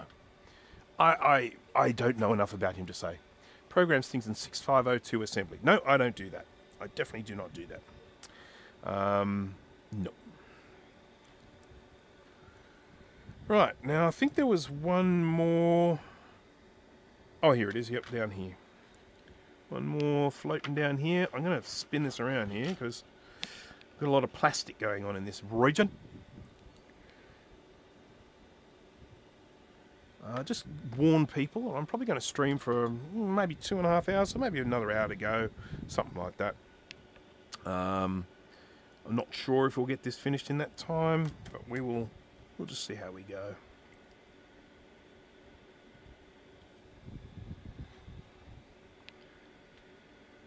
I do have quite a lot of chores to do at the moment. The house is a mess. So I want to try and make that look a little bit nicer. And our lawn is just insanely long. So if I get really energetic, I might mow the lawn.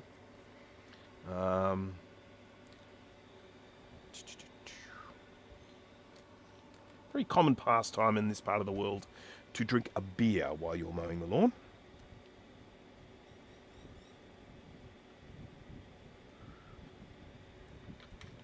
It helps. It really does. Unless you don't like beer, in which case probably not going to help at all.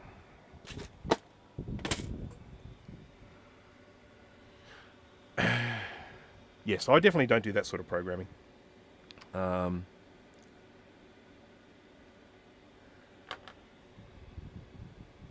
main programming language I use these days is PHP, which I quite like. I quite like working with it.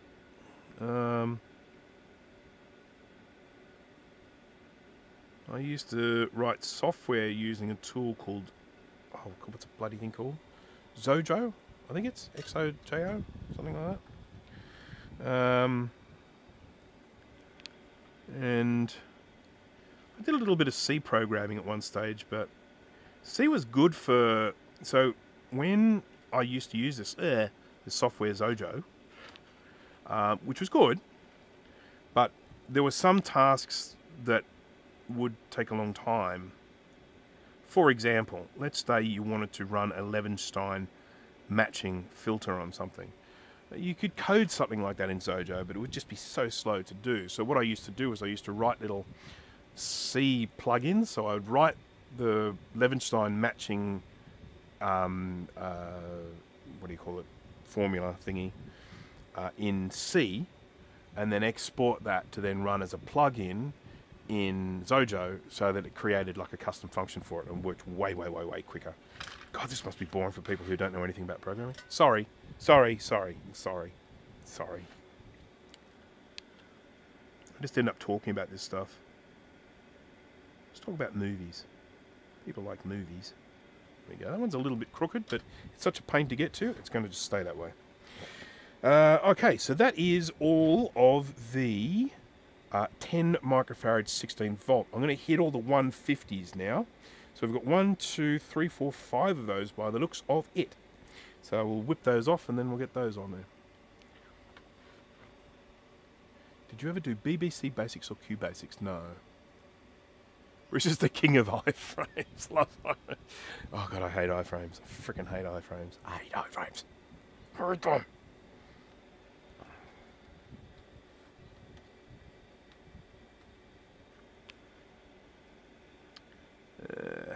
I also do a fair bit of JavaScript programming. I know that's just a scripting language. It's not, you know, a full-blown programming language. But boy, you can do a lot with it these days. I tells ya.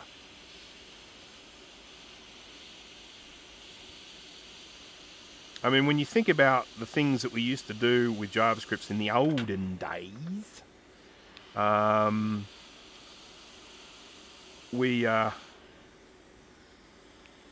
you know, we would, you would just use it for a little really basic stuff. But you look at what people are doing nowadays with, you know, on websites and stuff. It's just incredible. I'm amazed. Technology. Wow. Wow.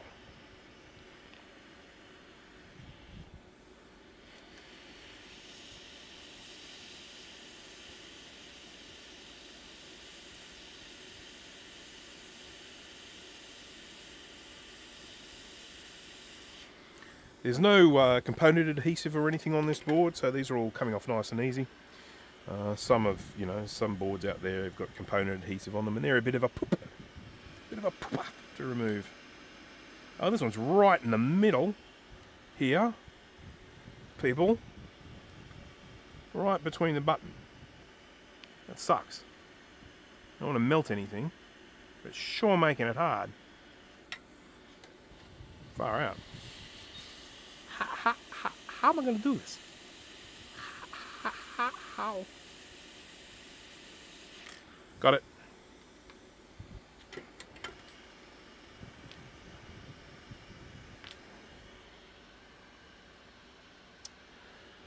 Oh, boy, oh boy.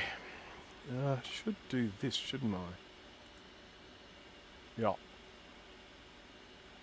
Yeah, there we go. Is the chook camera back? Let's have a look. Chook cam. No. I don't know why. Chooks. Chooks. Okay. Okay. Input. Okay.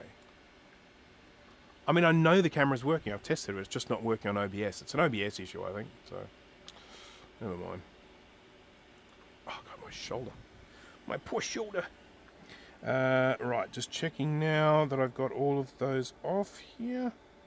1, 2. Oh, no, one more. Uno. I think I might put one here as well. I'm just going to get my little spring, my little special invention for these. Panopolis, hello there. What is happening? That's a good question.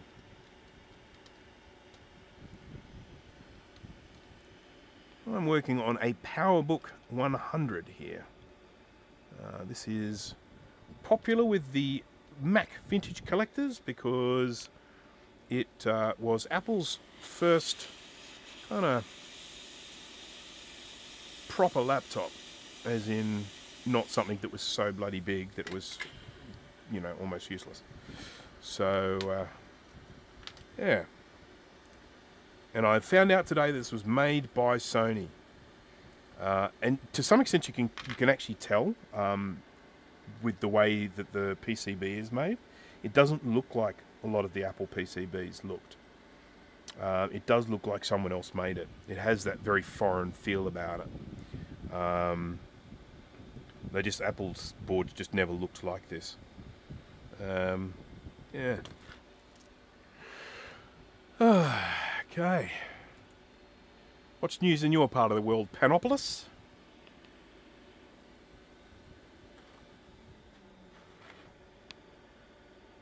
Right, time for some cleaning. On goes the flux.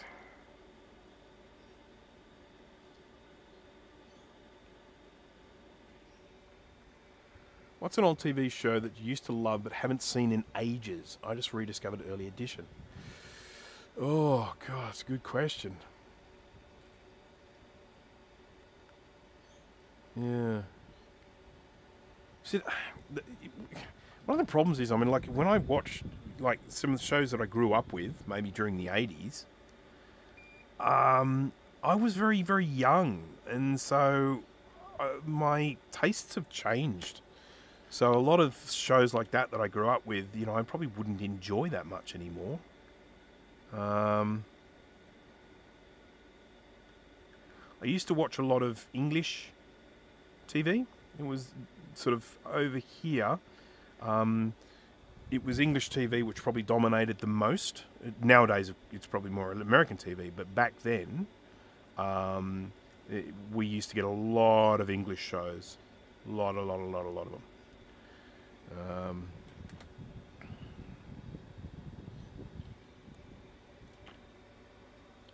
I just put all of Blackadder on Plex and Porridge. Yes, I never watched Porridge. Oh, no, that's not true. I did watch an occasional episode of Porridge. But that was the one set in a jail with Ronnie... It wasn't Ronnie Corbett, it was the other Ronnie, wasn't it? Ronnie Barker, I think. And then, of course, Blackadder. Well, yeah, I mean, loved that. Really loved it. Watched that from Series 1. I had no idea what it was. It literally came on TV. We didn't know what it was, and then just watched it and like, oh wow, this is great fun. That was Series 1, the very first series where Blackadder was pretty useless. Blackadder, they changed the roles. So in the original Series 1, Blackadder was the useless one and Baldrick was the smart one. And then they swapped the roles for the latest series where Baldrick was the stupid one and Blackadder was the smart one. Tried watching Alf again, but it's just too horrible to process in 2024. Fair call. I can't say I ever watched Alf, sorry. I mean, I may have just seen a little bit here and there, but it certainly wasn't my cup of tea, that's for sure.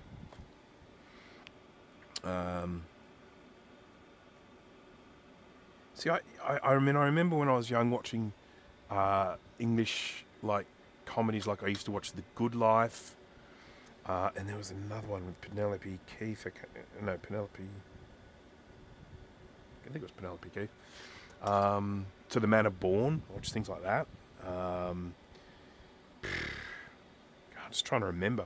I mean, there was heaps. There were heaps and heaps and heaps and heaps of shows that I used to watch as a youth. But yeah, I just can't remember a lot of them now. There was a show that used to get aired here many, many years ago called The Paul Hogan Show. People in America might know Paul Hogan. He was the Crocodile Dundee guy. Well, he, in Australia, had his own show long before that movie. And it was called The Paul Hogan Show. And it was sort of like, it was just sketch comedy, basically. So it wasn't live like Saturday Night Live, but it was like Saturday Night Live. It was a whole series of sketches and repeating characters, they have characters that come back and that sort of thing. And, it disappeared off TV, and then it sort of never came back again. And there were a lot of people like, oh, we want this back, we want it back, we want it back. And it was terrible. I mean, to watch the Paul Hogan show now, it's just the worst kind of humour. I mean, it is stuff that I find absolutely unfunny these days. And it's not because a lot of it is incredibly sexist and racist and stuff like that.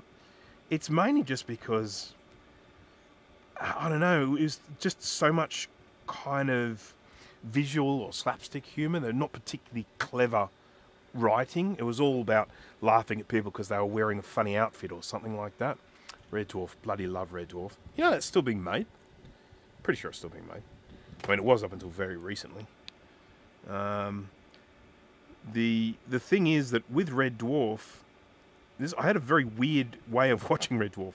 So I first saw it from about series 5 onwards. I think it was series 5. I think I very first started getting into it either series 4 or series 5.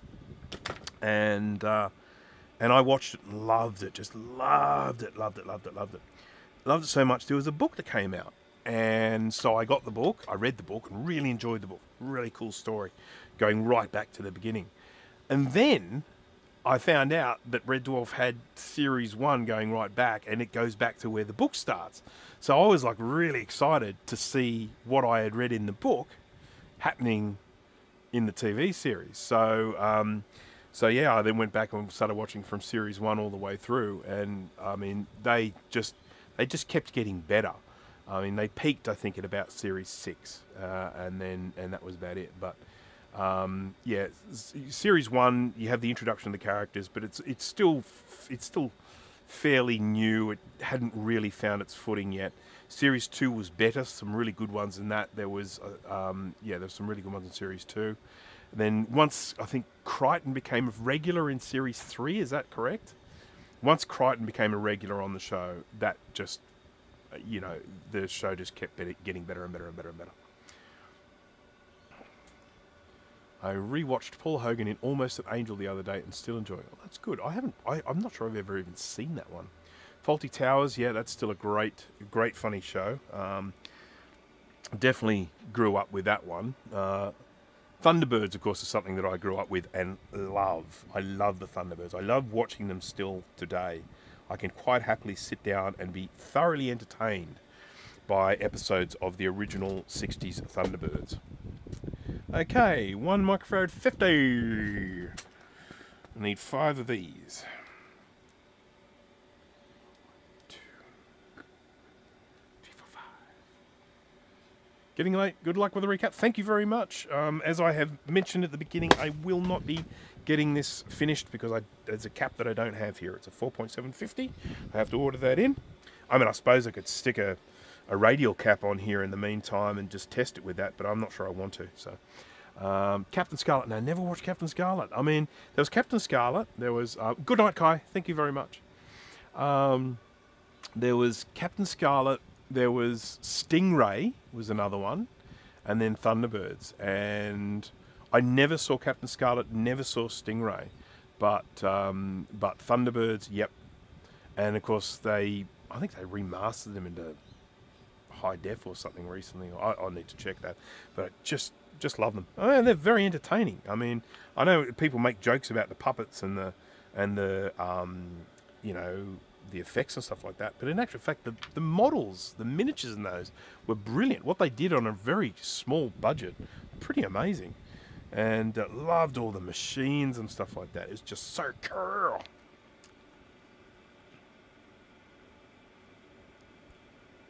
Bam bam ba ba bam bam bam bam bam bam bam bam bam ba ba bam bam bam bam bam bam bam bam ba ba bam ba ba bam bam bam bam bam bam.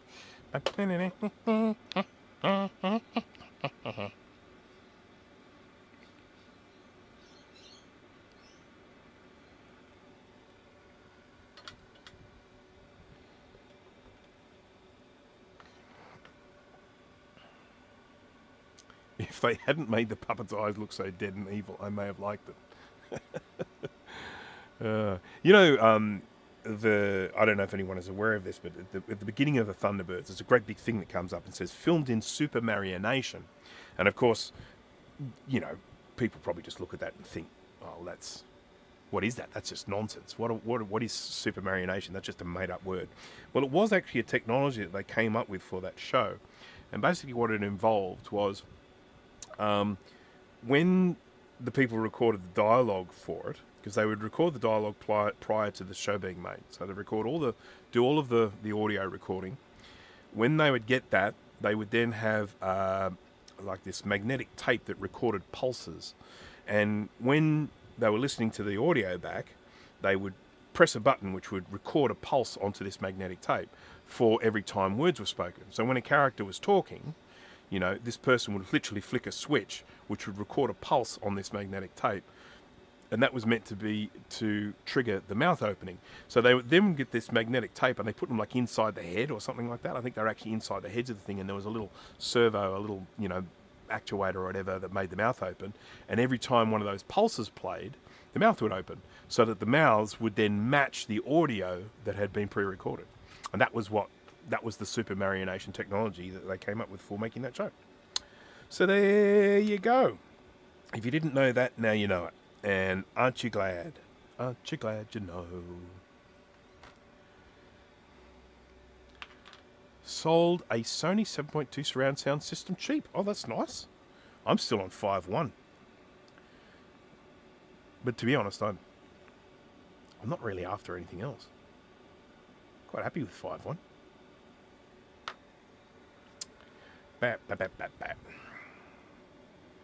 I need to actually move some speakers. I swapped my living room around a while ago. I used to have it with the TV on one wall, and then found it way better to move the TV onto another wall. But the speakers are still based on the other room configuration. They need to be moved, so we don't really get the background sound. But that will be fixed. It's on the list to do's, things for Bruce to do. Yes, indeed.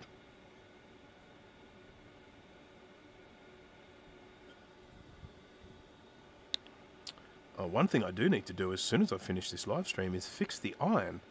Just before I started streaming, my wife came down and said to me, I was just trying to iron some pillowcases, and the iron stopped working. I'm like, hey, okay. Now, thankfully, I fix things. So I'm hoping I'll be able to repair it without too much grief. And there's not a whole lot goes into an iron, really, so I'm hoping I'll be able to sort that out, but we'll see. I'd be annoyed if we have to buy a new one. I mean, it's pretty old, I suppose, so I probably shouldn't complain too much, but... advertised it late last night and had about 20 inquiries this morning. That's awesome.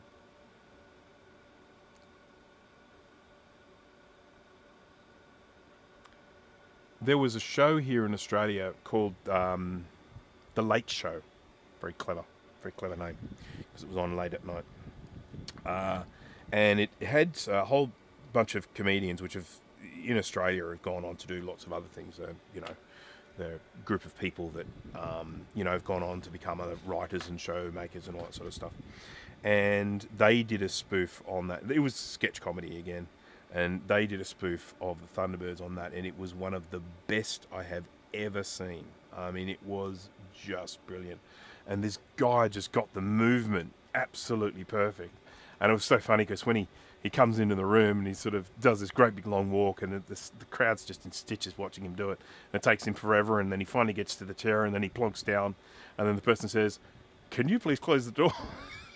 And he goes to get up again, and they go, No, don't worry about it." Ah, dear. Joys, I laughed.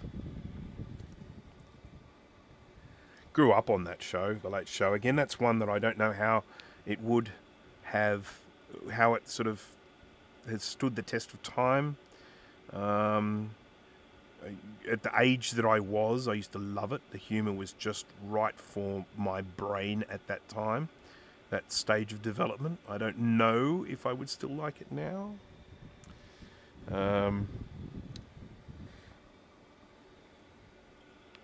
And they did some other things as well. They did these shows where they would take an actual show and then they would record new audio on top of it. And there was one they did called Barge Ass, and it was They took footage from an old cop show called Bluey, an Australian police show called Bluey. And he was like a really fat cop. And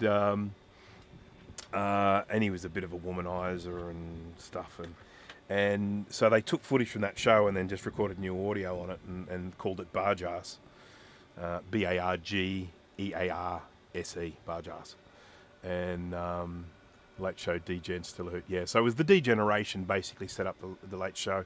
And, you know, people like Rob Sitch and Santo Cialaro, what was her name? Jane Kennedy. I'm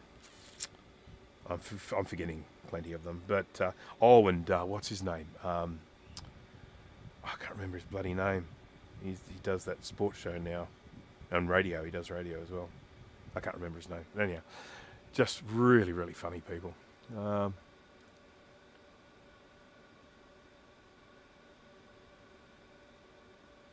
Yeah, well, that's what happens sometimes, Nick, when you get into that sort of stuff.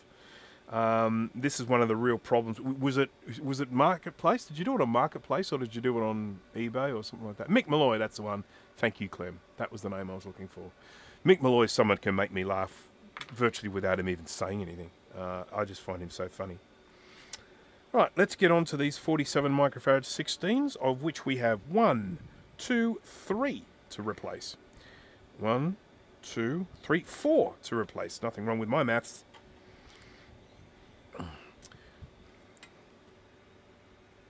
Yeah, Marketplace.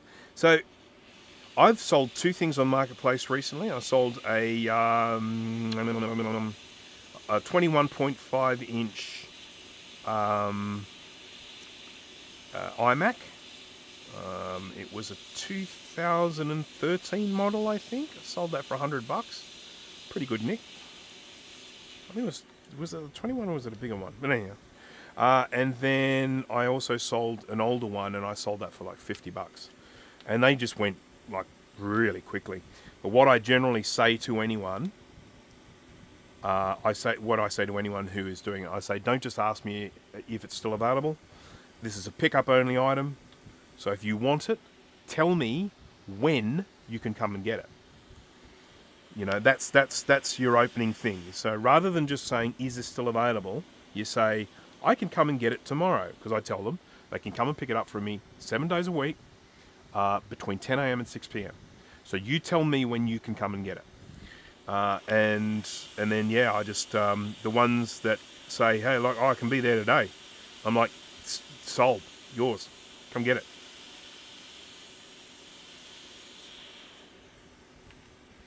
It's amazing how old Macs still sell for quite reasonable money even when they're like 10 plus years old.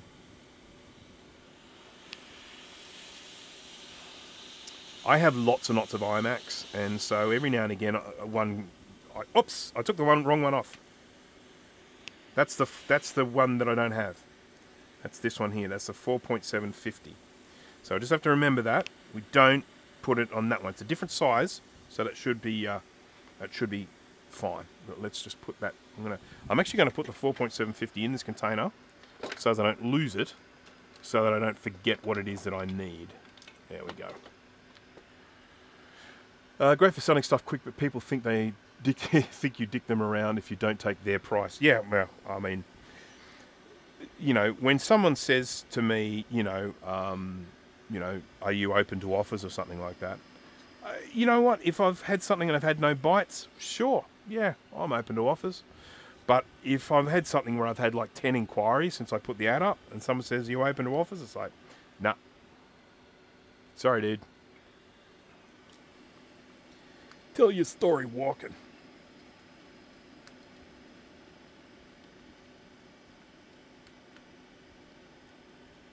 I'm going to get some of my adhesive aluminum,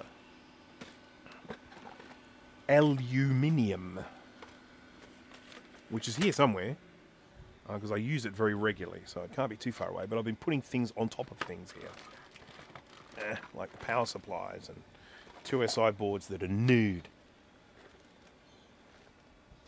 If I can't find it in the next, say, 10 seconds, I am going to forget about it. 987654321. Forget about it. So I'm just going to try this here. Let's try to squeeze that in there. Nope, it's not going to work.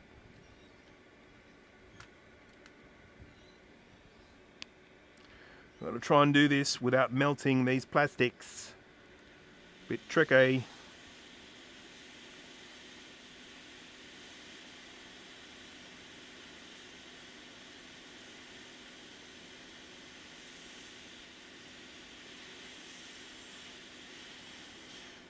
Phew. I did it.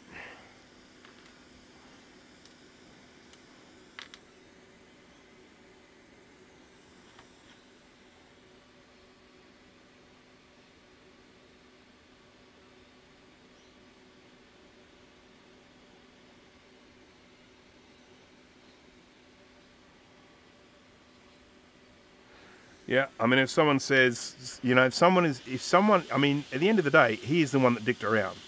He is the one that tried starting a haggling process. And, you know, if he hadn't haggled it, if he'd just come in with the price, he'd have it. But he chose to haggle. And during that haggling process, someone came in and took it instead. So he has only one person to blame. And that is himself.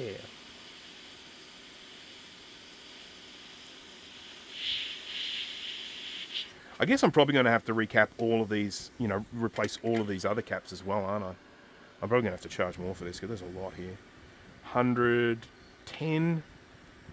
Because, I mean, if you got the thing open, probably should replace it. We've got 220, 25. I've probably got those and can replace those. These little squishy ones, I'm not sure about those. 4.735, 110. The little squishy ones. I don't even know if I'm going to be able to find them.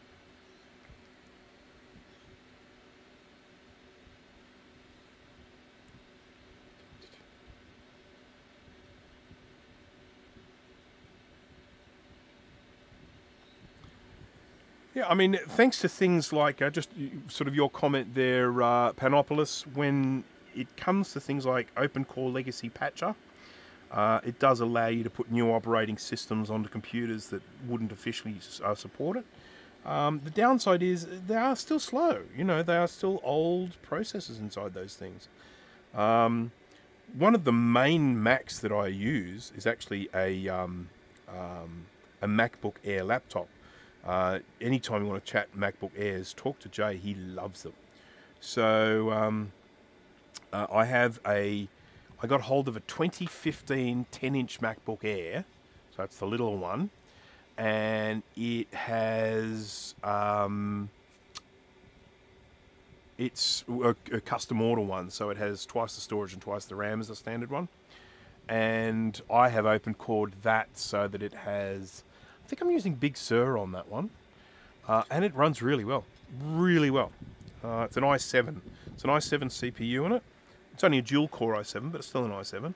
And it actually runs pretty well.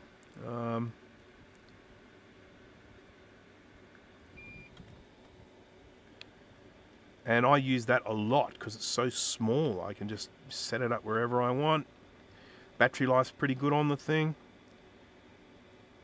Little tiny screen, which, you know, is fine for the sort of stuff I'm doing on it.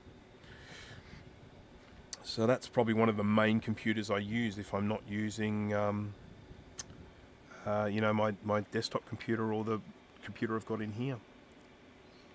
I had all sorts of trouble yesterday because I had some software in here that was incompatible with this new camera I bought. And boy, oh boy, did that give me some grief. But I got it sorted. So now we're using the camera and everyone's happy.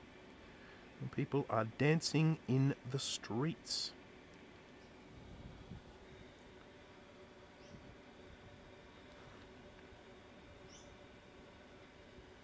Yeah, well, Panopoulos, a really important thing you need to remember about Apple is always will be now a hardware company.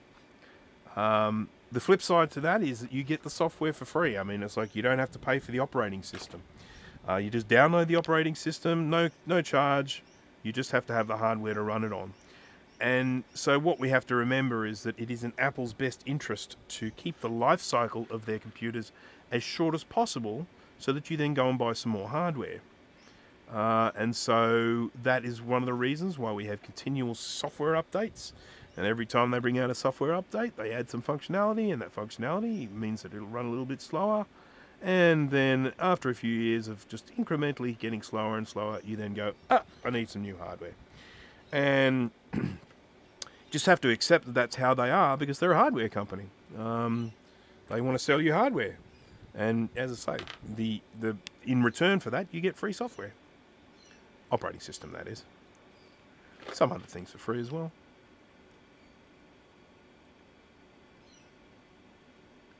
I still never forgiven Apple for not continuing to make and improve Aperture. That was a great application, that one.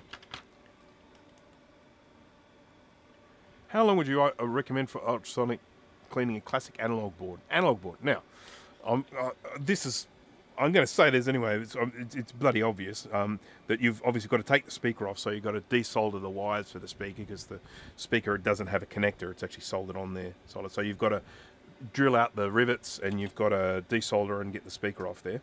I guess it depends on how bad the analog board is. I would probably let it have at least 15 minutes in there, maybe even 20. Some of them are really, really bad. And the other thing I'd say about the analog board, there are lots and lots of nooks and crannies for water to get. So once you've rinsed it, whether you've rinsed it with isopropyl alcohol or whether you rinse it with demineralized water, it needs lots of drying time before you fire it up, because the water gets in all the little nooks and crannies. You know, I use an oven here on a very low temperature, but even then I still let them have twice the amount of drying time that I would normally for a logic board. Oh, you remove the transformer as well. That's a good move. Yep. So, yeah, I would say, look, you know, I suppose it depends on how much gunk and corrosion you got on there. And you can always put it on 15 minutes, pull it out and have a look and see how it's looking. And then if you need to give it a bit more, give it a bit more. But I would say 15 minimum.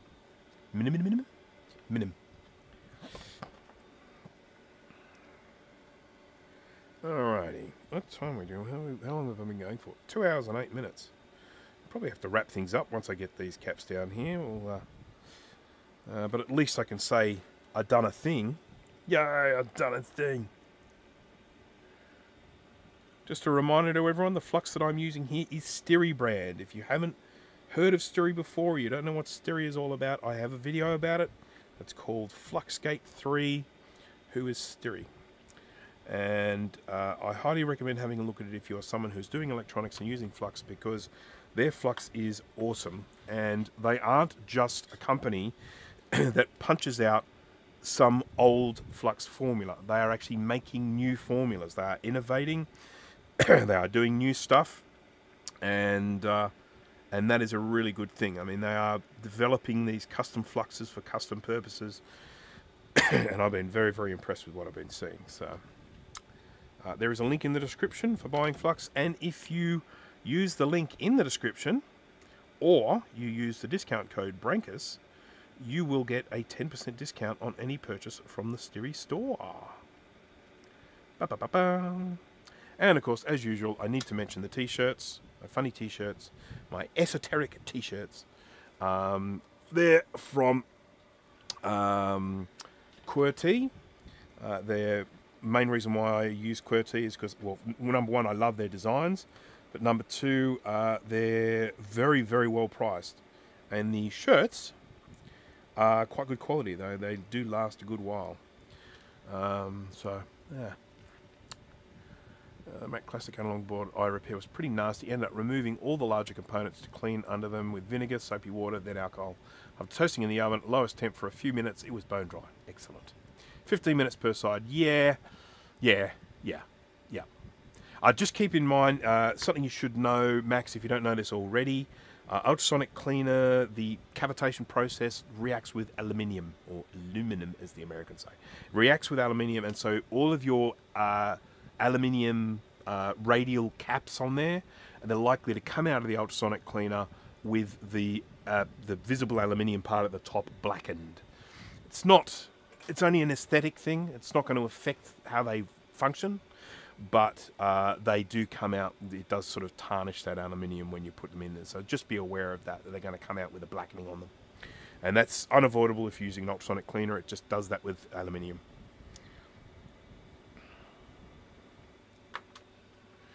Beep, beep, beep, beep. All right, 4716s. That's what we need, and we need. I think it was 5. I think 1, 2, 3, 4. 1, 2, 3, 4, 5. 5. We'll start with 5, and if we need more, we'll get more.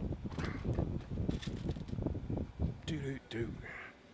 1, 2, 3, 4, 5, 6, 7, 8, 9, 10, 11, 12. Do. 1, 2, 3, 4, 5, 6, 7, 8, 9, 10, 11, 12.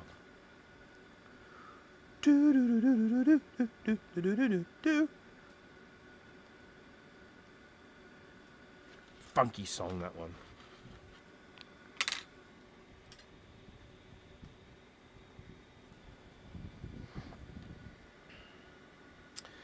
Now, one of the things I will mention, Max, I may have mentioned this to you before, but when it comes to analog boards for the Classic, I strongly recommend replacing, I think it is a QP1. And here's the most important thing. In the olden days, I used to just say to people, I only replace these caps. Don't need to worry about the other ones. Not the case anymore. Replace all the caps. All the caps. I'm going to need my conical. Is Jay going to pop up? Is Jay going to appear? Jay just appears out of nowhere when I use my conical tip. And he goes, conical?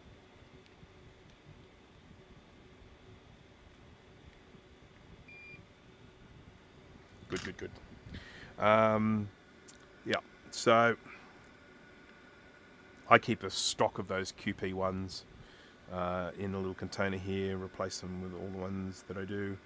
The last few classics that I did, classic analog boards that I did, I had a lot of success. They worked really well afterwards.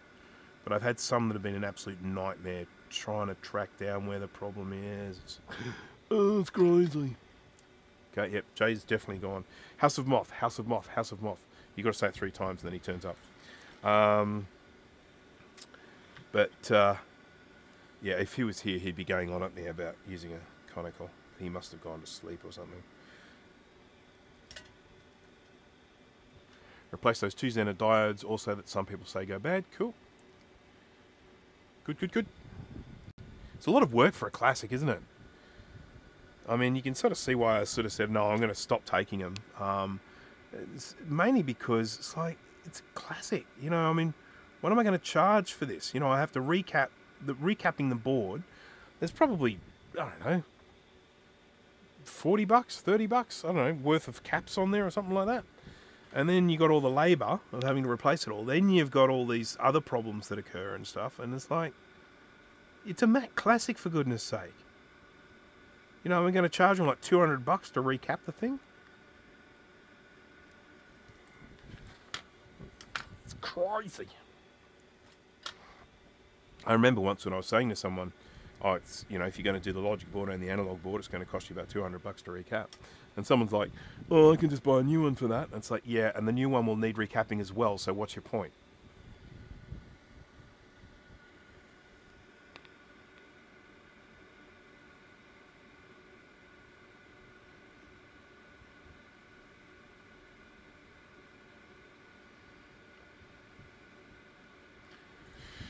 Boop, boop, boop, boop.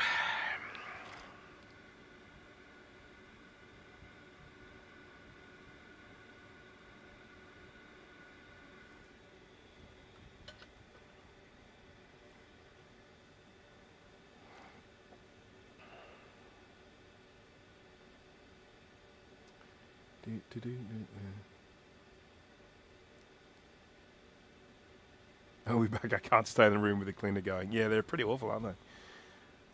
I have done some live streams with the cleaner going in the background, and although people have said, oh no, the sound's not too bad, it's fine, I'm like, it's not fine. It's driving me bonkers. You guys are all the way over there. I'm right next to it. horrible sound to have going in the background. Steve is there. Hello there, Steve. Where have you been? That's a very personal question. I probably shouldn't ask you that. Well, I put a link in the little group chat, sir. It's not my fault if you're not checking the group chat, sir. We have a little group chat where we all stay in contact. And when I do a live stream, I always post it in the group chat to make sure that everyone knows. That it doesn't mean you have to watch, but it just means if you're available, I will be live streaming.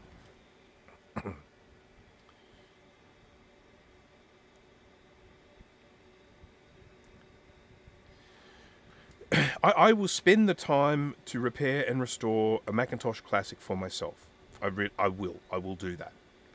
But if I'm doing it for someone else, then I do expect to be compensated for my time. And then you just have to ask the question, is that financial compensation too much for a Classic?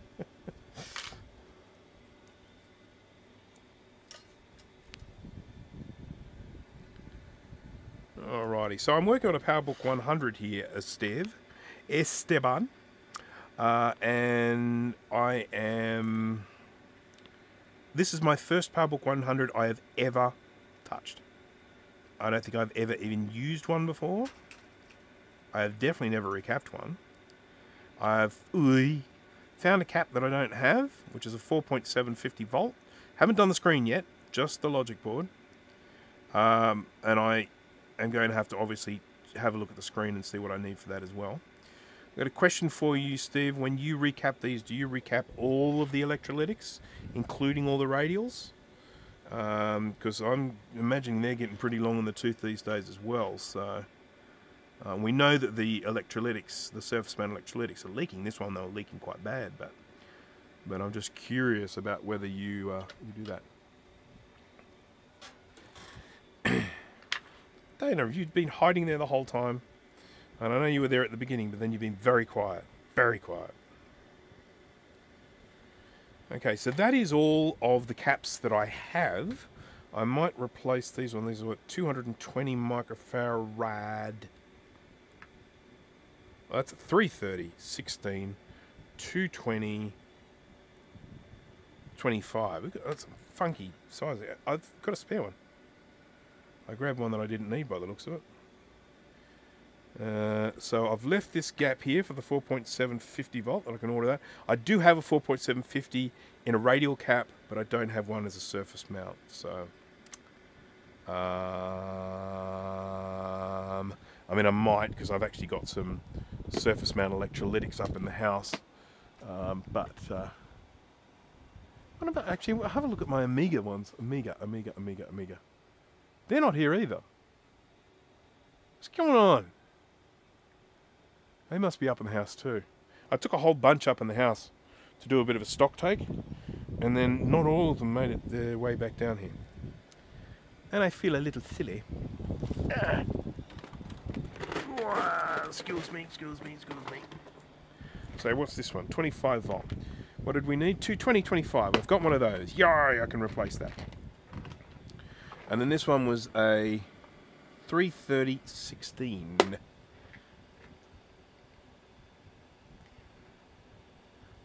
I was fixing a Quad 605 for my friend. Good thing we weren't streaming. The 605 works now, but when I shut it down, I get a -41 error. I don't even know what the -41 error is. I'll have to look that one up. What was the 16? I need 16. I've got 2 containers of 16 because 16s are so common. They use 16s for 12 volt rails. That's why they're so common. God, I hope I'm not showing too much flesh at the moment. Oh boy. Oh, that was very uncomfortable. What was the other one? 330. I've got to have a 330. That's so common. Yep, 330, 16. So I can at least replace those 2. These little squishy ones, I'm not sure if I'm going to have replacements for those. See, that one there is a... Let's have a look. Steven, do you want to see my new camera? Look, yay! New camera. It's a little cold, isn't it? Needs to be warmed up a little bit. Change the hue a little. It looks a bit cyan. I wonder if I can do that with this little tool here. I've got auto white balance. Oh, look at that. I can switch that off. And then I can... Oh, look at that. Yeah, I can warm it up. Yeah, warm it up there a little bit. Yeah, up there, up there, up there, right up there. It's a bit too warm. There we go. Oh, just my shoulder. So, I'll take these two caps out. I can probably just do the thing. Excuse me. And then they change here to scope view again.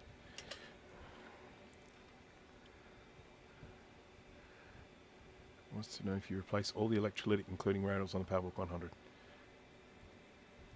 any method to the madness when the standardized values for components came into existence? That's a good question.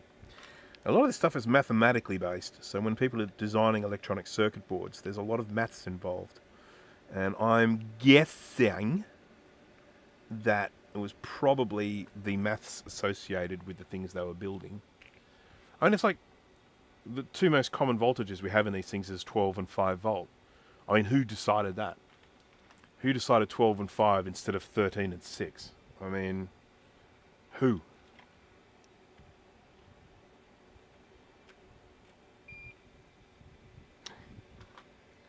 Triple J, hello there. It's a glorious day in Sydney. It's a little bit cloudy, certainly is here, but that's a nice day. 24 degrees Celsius. It's 26 here where I am, because I'm a little bit west, further west than where I'm getting that weather information from.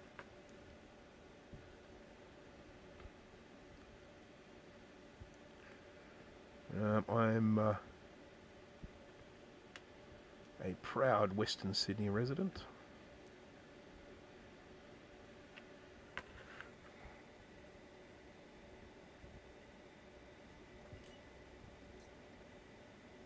There we go. So that one is our little 33016. I've got a nice little 33016 right here.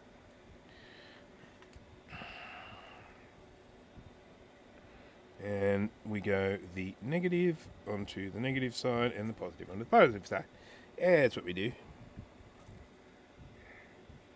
I'm just going to bend these pins.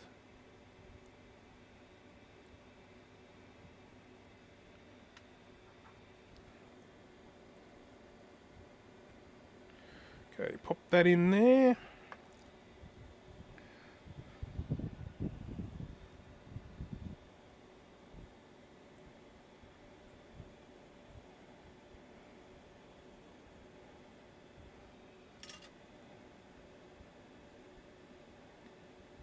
There we go. And we'll just do some solder. And solder. There we go.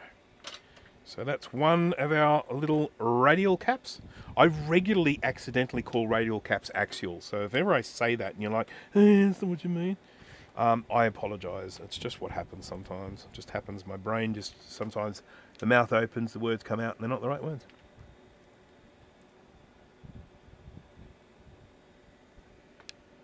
This one.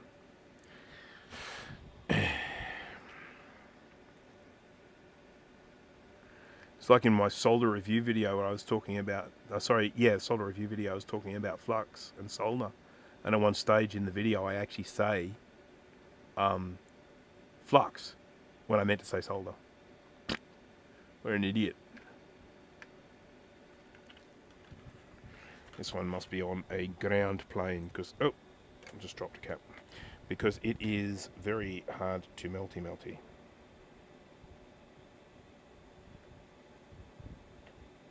I'm going to put some fresh solder in there.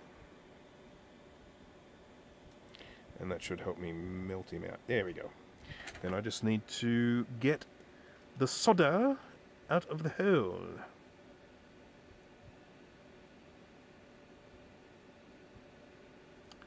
There she blows, Captain.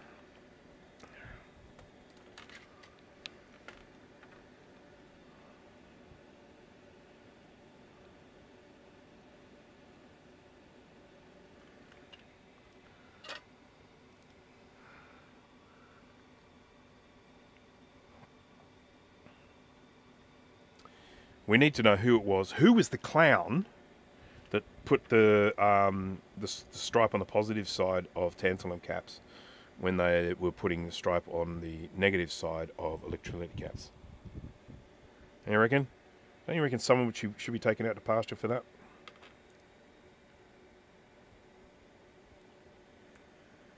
Okay, that's the positivo and that's the negativo.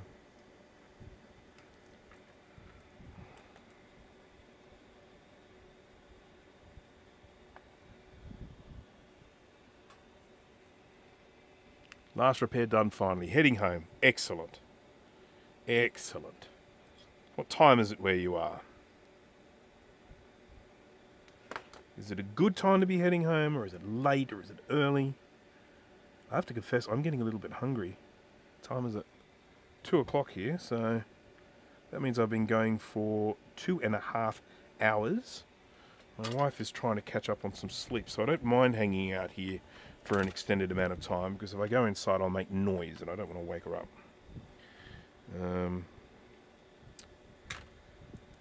Beep, beep, beep, beep, beep, beep, beep. So, can I put taller caps on this? I mean, there was room, wasn't there? I mean, you got all these things sticking on top of the board.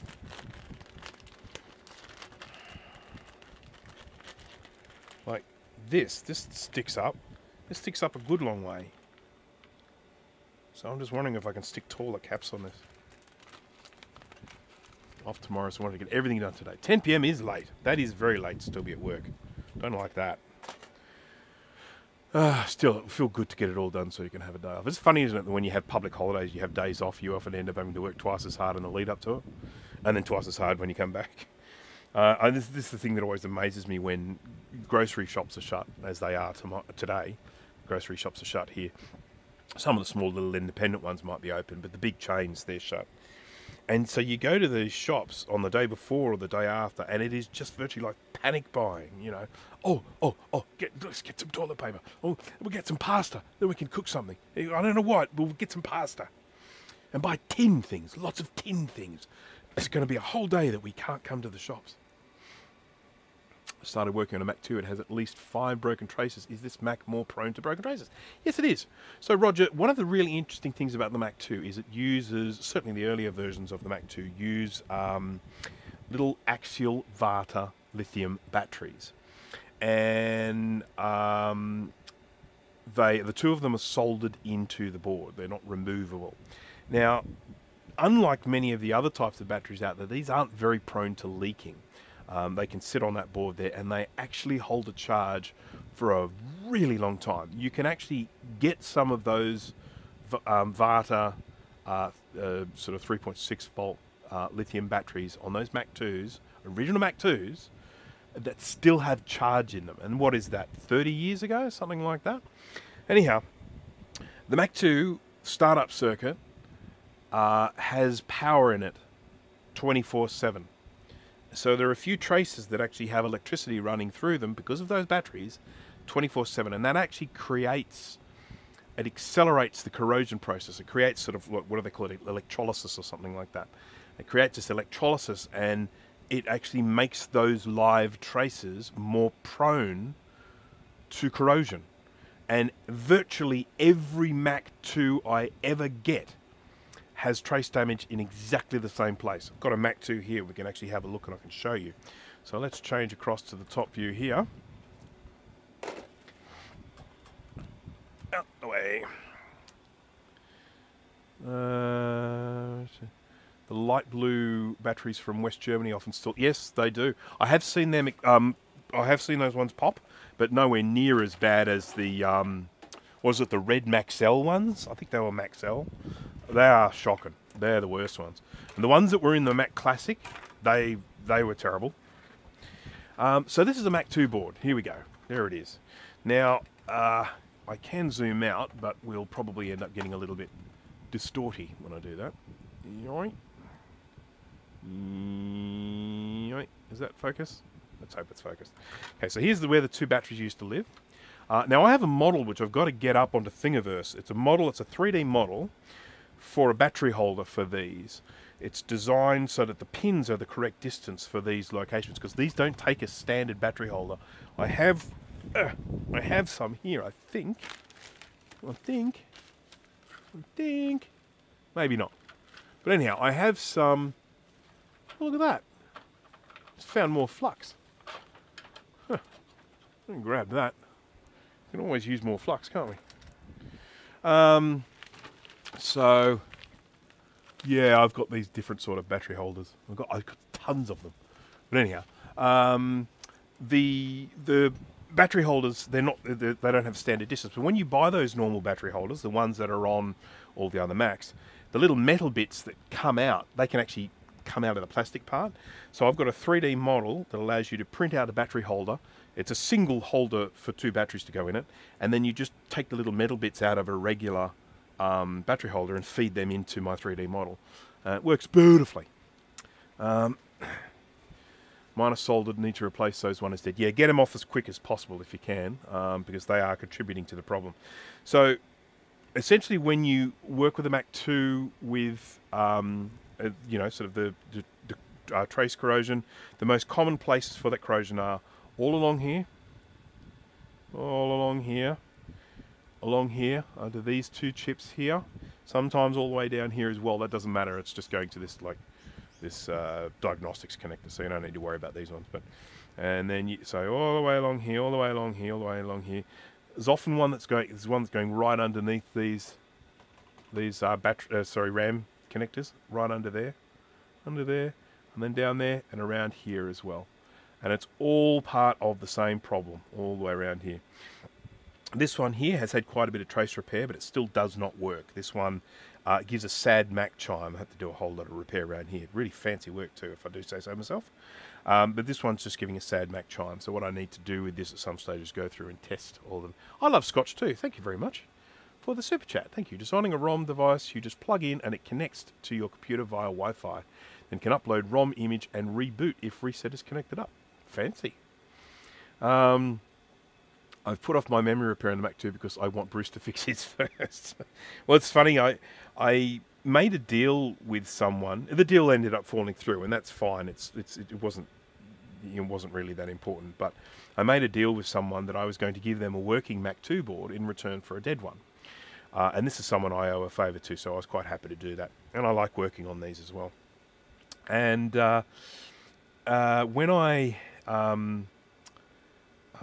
when I went to go grab what I thought was a working Mac 2 board, I actually grabbed the wrong one. I grabbed the not working one, and that's this one here that just gives me a sad Mac chime. It's had work done on it, but it's still not fixed.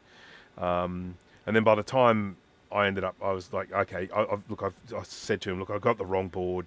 I've got to go get the right board. And then he said, oh, stuff it. And he ended up just putting his Mac 2 that wasn't working up on eBay. I think he just wanted it gone. I can't really blame someone for that.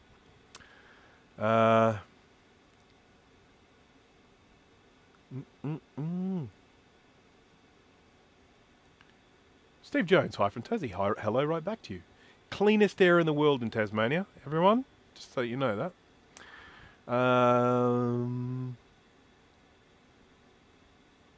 Is it literally just the real-time clock the reason for batteries? Surely the BIOS settings could be stored on an EEPROM otherwise. Well, so a couple of things you've got to remember, Paul. First of all, EEPROMs didn't exist when these things were made. Well, they did, but they weren't ones that could just that could be easily overwritten. So, you know, when you're storing things like the time, or you're holding things like the time, it needs to be able to be, you know, writing stuff to it. Now they can do that easily now with, you know, with chips, but back then they needed to be chips that had power supplied to them, and so you would have the real-time clock chip, which is here somewhere, if I can find it. I think that might be it there. I think that's it there, but I could be wrong. It would need to have power to it because it actually stored the time as well as it wasn't just a real-time clock chip. It actually had a little bit of space on it to store information like your mouse speed settings at the time, obviously, a couple of little things about the way you had your Mac configured. And at that time, all that was available was volatile storage. And so that had to have power going to it.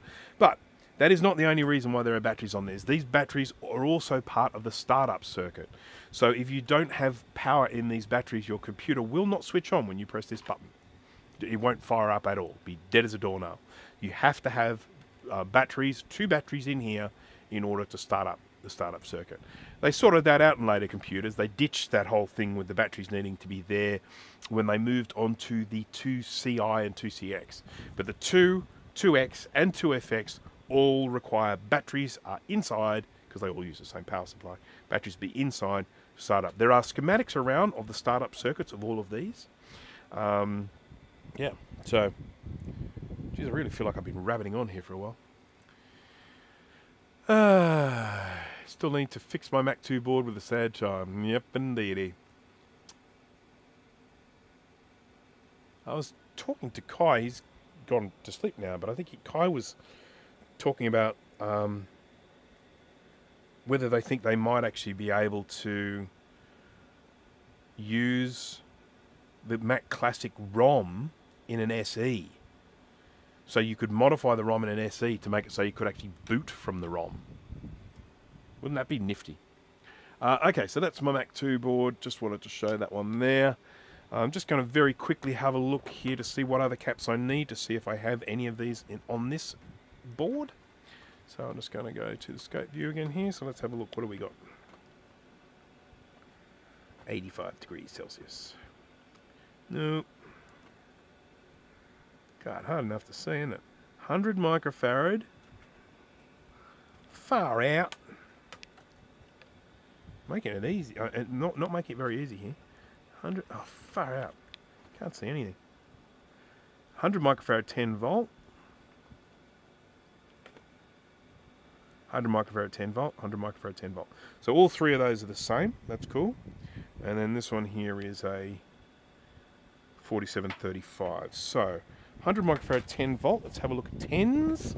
See what I've got in the way of 10s. 250, 35, 16, 10. Here we are.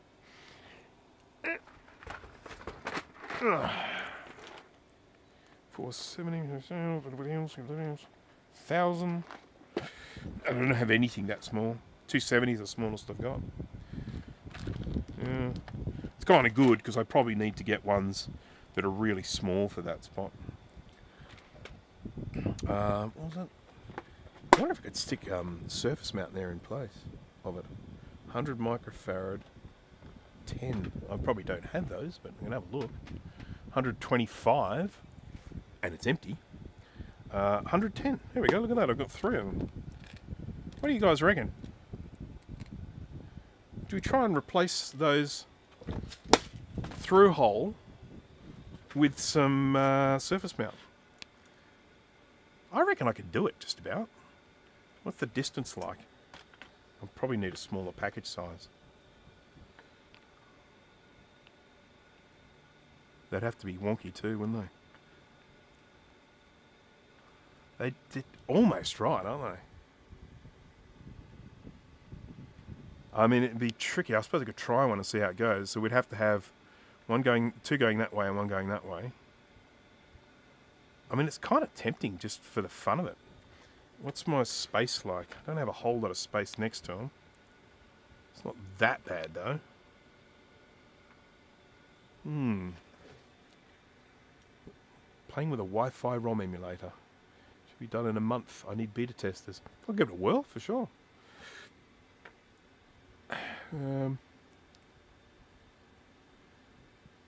The one chip does real-time clock and the PRAM. That is exactly right. It's the same with the Mac.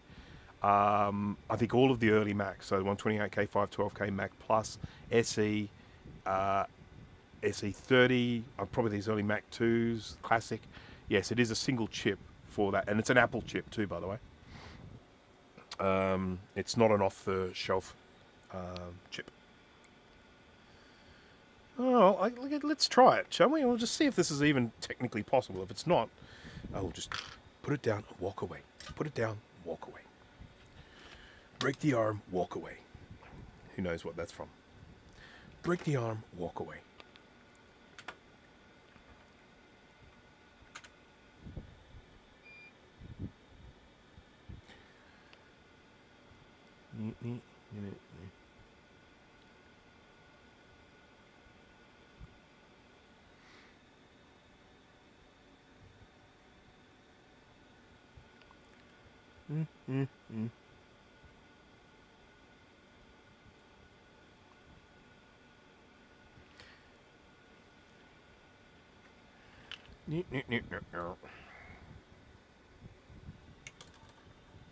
Break the wrist, walk away. That was it. It wasn't the arm, it was the wrist.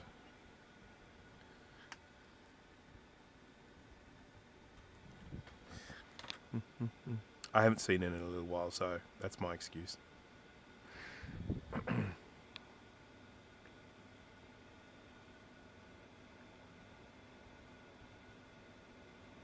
Bloody love that movie, by the way.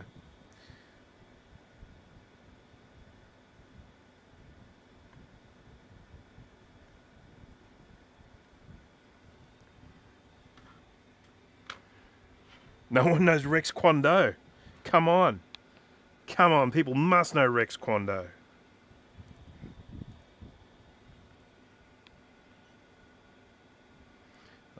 I actually want these holes filled with solder. Unlike the others. Because I'm going to surface man them. Surface man them.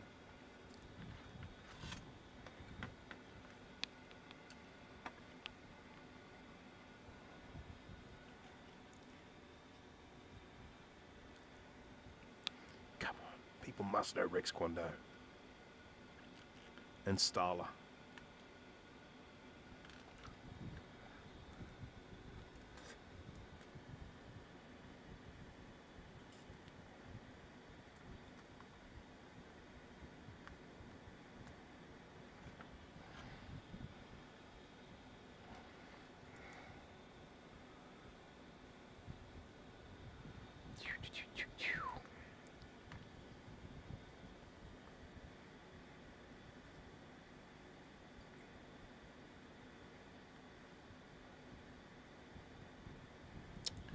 Stop being so stubborn. There we go. Yes, that is out of focus.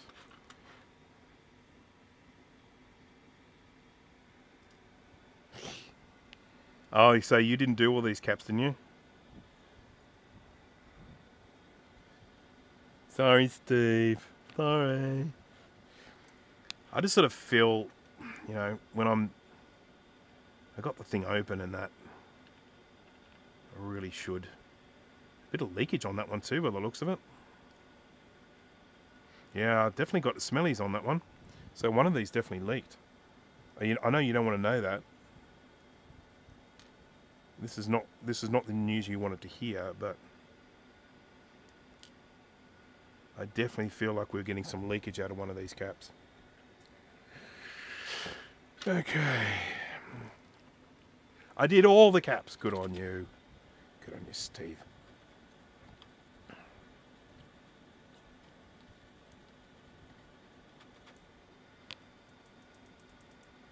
Playing with a micro switch.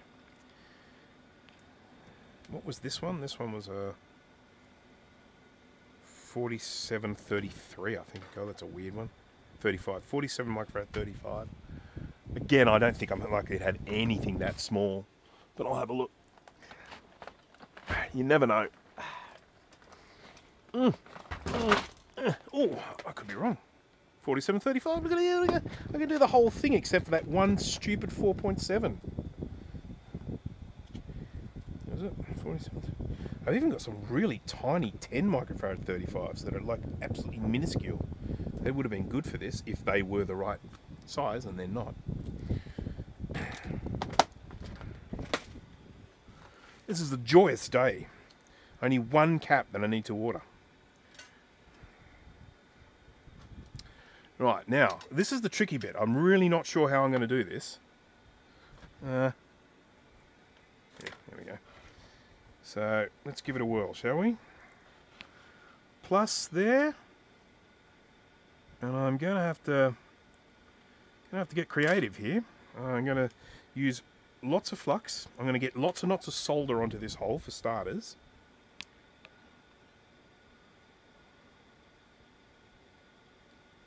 Like that. And then get a nice big lumpy of flux. Should probably do these ones too, because this one's going to get quite hard to access. Might even do this one, middle one first.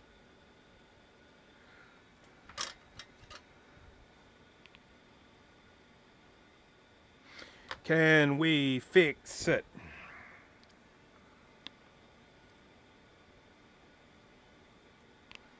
No, it's... Alright. Alrighty. I'll text you how I did mine. Cool. That's good.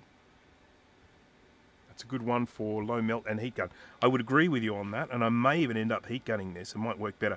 These caps do sometimes get a little bit brown when heated, but they still work. And I actually think that's what I'm going to do.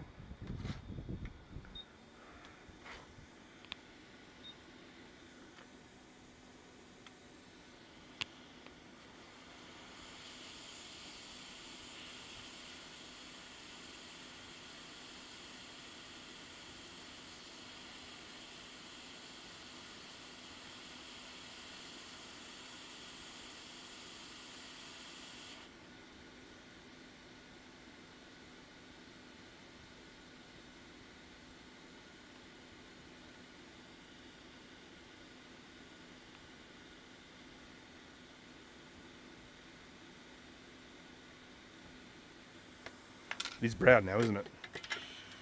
There's no denying it's brown now.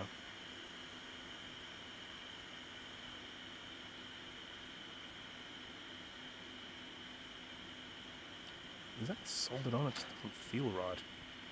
Something doesn't feel right.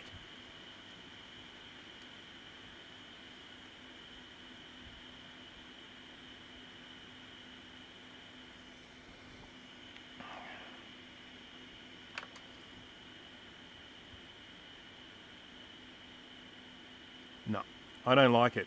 I don't like it, everyone. I don't like how brown it is. It looks disgusting. It's going to get thrown in the bin. And we're going to do it again.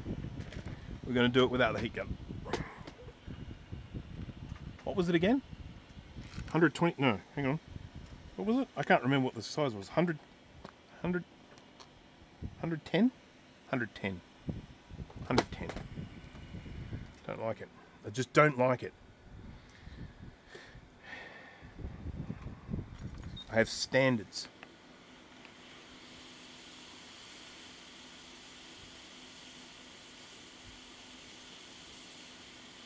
And what I really should have done with this is just heated up the board first. As you can see, it's this great big plane of copper here. And that's made it so that I have to hit this with a huge amount of heat. Would it still run for testing purpose with the 4.750 missing? It probably would. That's my professional opinion. Probably.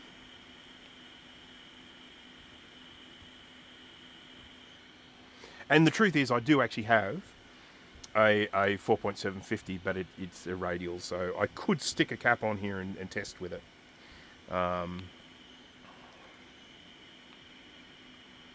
And who knows, I may do that, but probably not in today's stream, in today's busy world.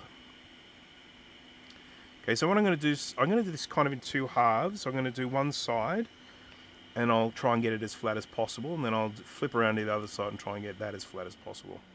And it was working before when I was doing it, so I really shouldn't, I don't know why I didn't just trust in, have a little faith in me.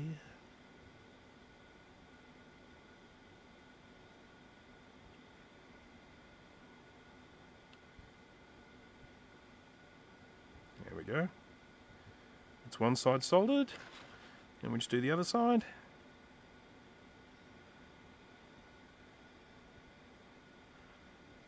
Look at that. Look at.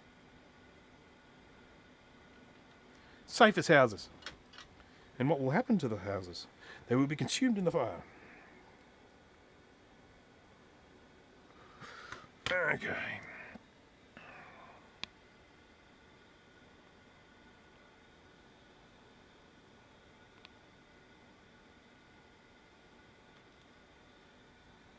Hey Jay, conical. I think I'm going to need a conical for this one.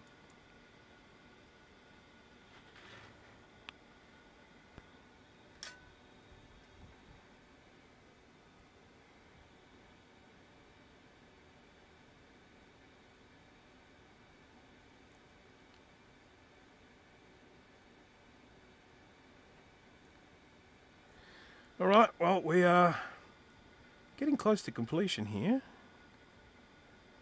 We've got a lot further than I thought I would get today, to be honest. I thought I would just be... Jeez, yeah, that does suck up some heat there, doesn't it? Come on, man. Stop being a dick.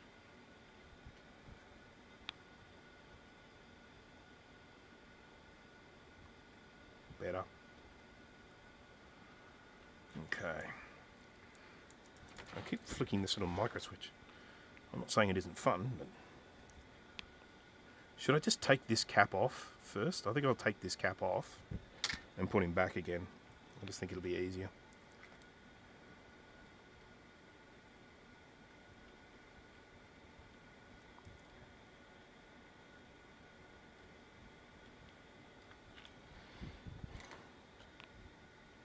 Okay, you can just wait.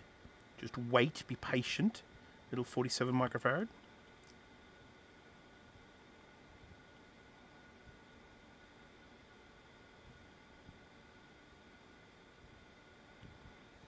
So when I was doing the other side, there was a point at which I just got really good heat transfer, and that was when it then sort of melted and did its thing.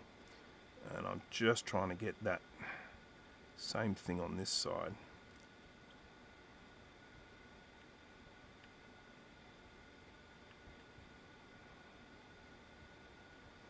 Come on.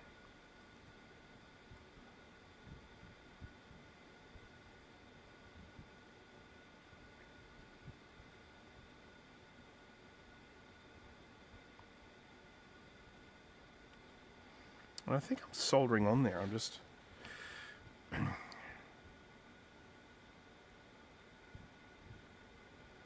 yeah.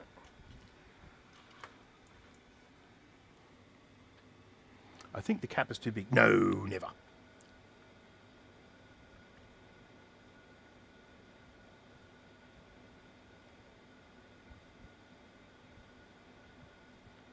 Yay, we did it. It just finally got that melty. Ta-da! As they say. Did it. Got it. Done it. Happy. Okay, now we can stick this little guy back in place.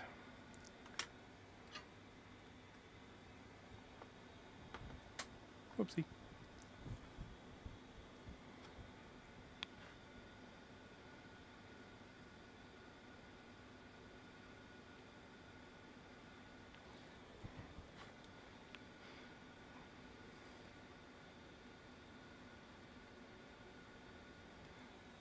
There we go. And we've got one last one to do here. There's my cap. And he goes here. Once again, plenty of flux on there. Stewie Flux, everyone. Link in the description. 10% discount. Tell them Brankus sent you.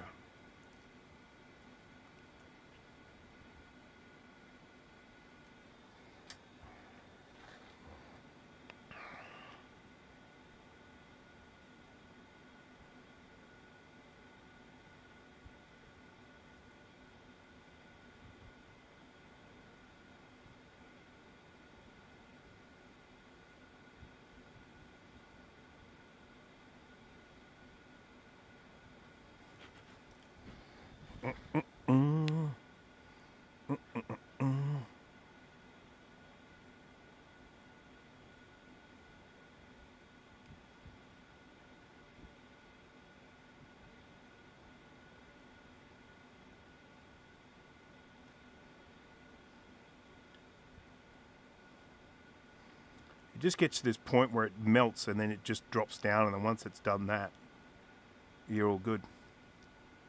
I don't think I'm there yet. No, it's still up.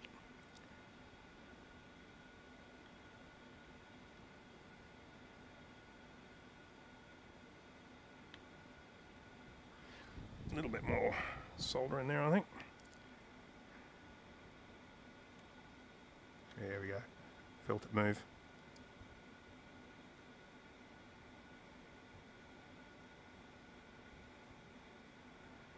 I don't know, I'm not sure if I'm on the flat on the bottom. No, still stick it up. Okay, I suppose I could do it from the other side, couldn't I? How do I do that? I have to rig up something. Here we go. If I do that.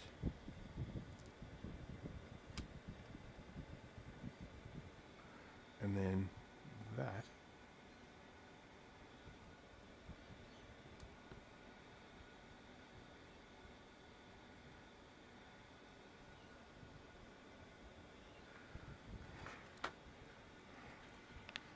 It's tricky. It's definitely tricky. I'll give it that.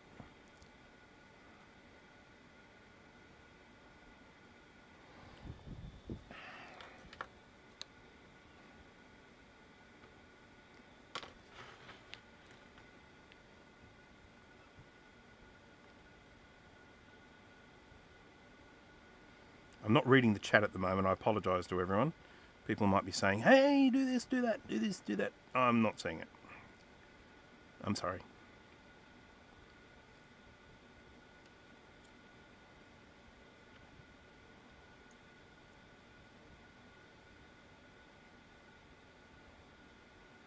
I wish I'd do this side first. What do you reckon? Bit crazy, isn't it?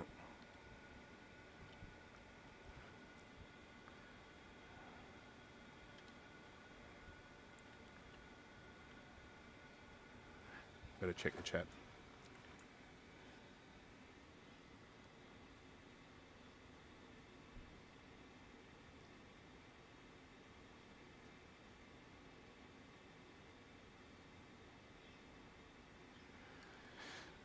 Do-do-do. Do-do-do.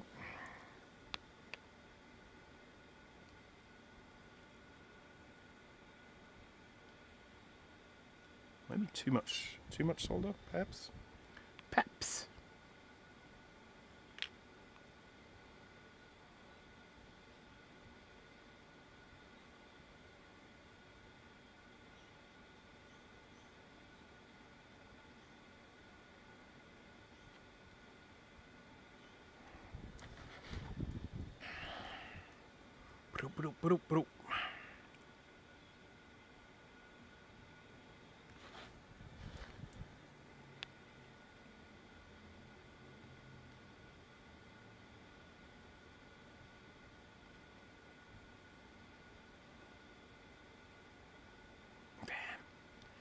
The heat is really an issue here. This big plane of copper is just making my life an absolute misery here.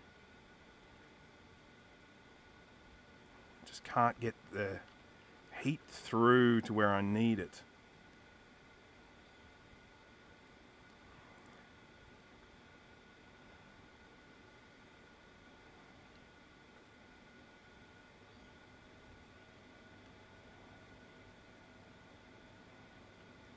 And it seems to be pretty on now.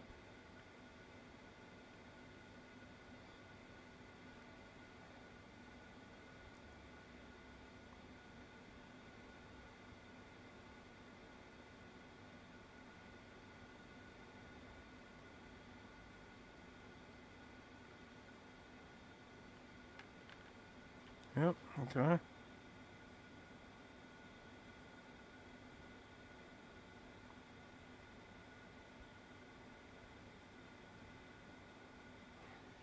I think we're good now. I mean, I will of course test this with a multimeter to make sure we've got contact, but it does appear to be sitting flush on the board. We should probably check for shorts. Make sure I haven't accidentally shorted them. Nope. I can't even get to that one. Here we go. Nope. Nope. That's good. No shorts. No shorts.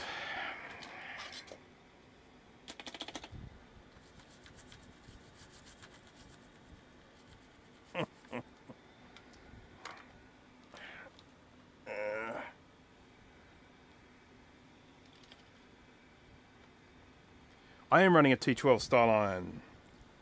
I am actually running a T12 as in inventor of T12. It's a Hacko.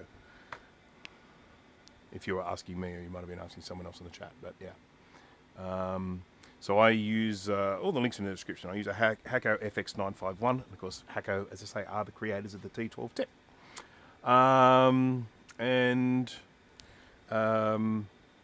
I have a few spare irons, several.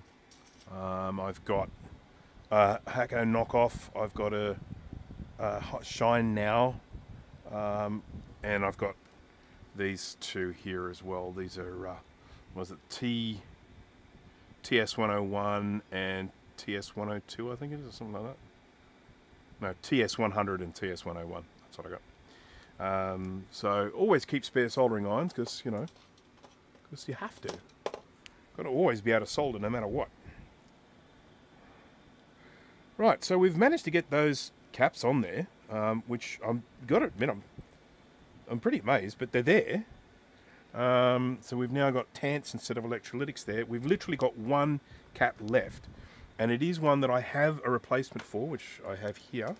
And it's just a question of whether it's going to fit in here okay, because it's a long skinny one, and the original was a short fat one.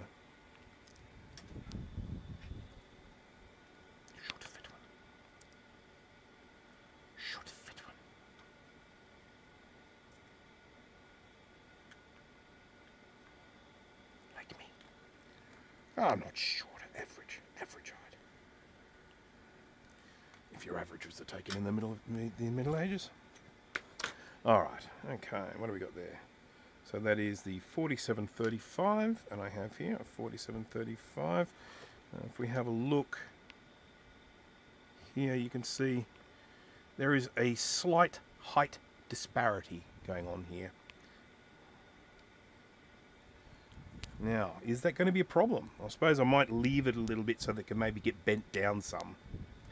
So let's get the negative. There's a positive. I'm going to accentuate the positive. And what I'm thinking is if I leave a little bit of lead space here, I could kind of bend this down a smidge. What do you reckon? Like that?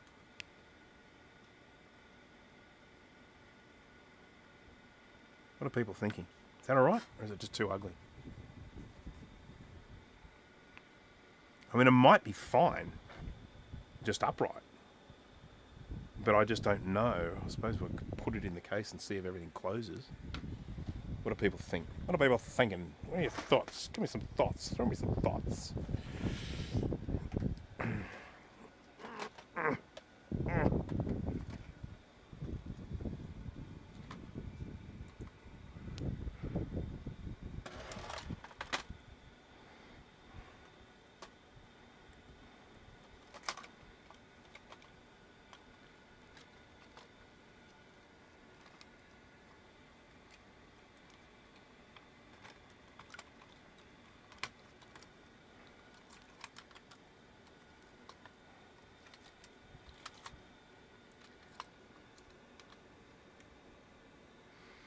Jeez, just fit.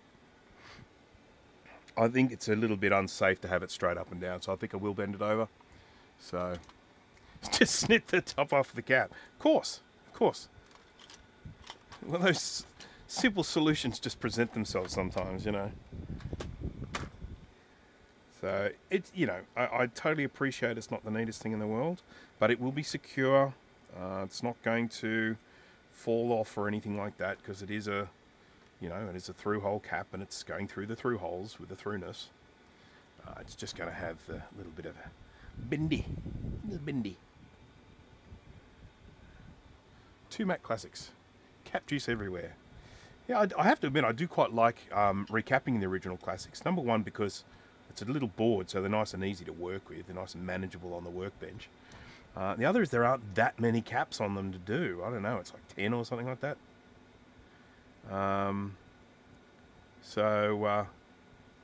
Yeah, fun one to recap. The analog board's a different story. That's a freaking nightmare.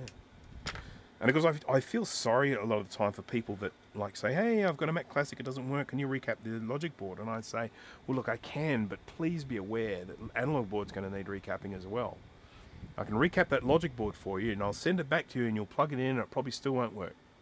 You won't be getting enough voltage from the analog board because the analog board's rigid.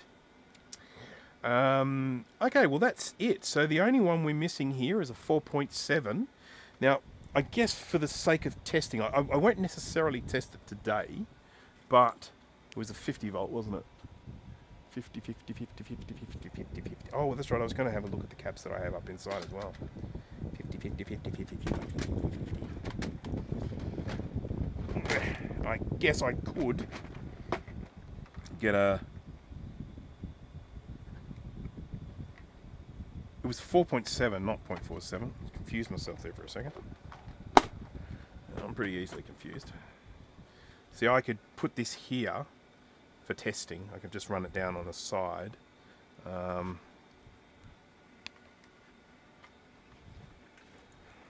But I'm actually not going to test it today. One main reason I'm not going to is I do want to give it a clean before I run it. It's very, very sort of fluxy at the moment.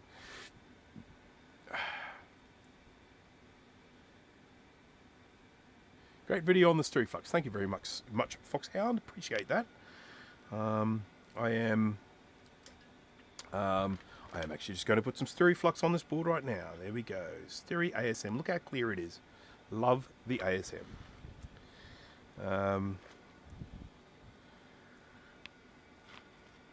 I have been very happy with my discussions with stirry because they've taught me a lot about flux. They're basically telling me, oh, you know, this is this and this is that, and we do it like this and that. You know, it's like, well, it's like nice. It's just nice that they're sort of making sure I'm educated in this stuff, so that when I talk about flux on camera, I can make sure I'm saying the right sort of stuff.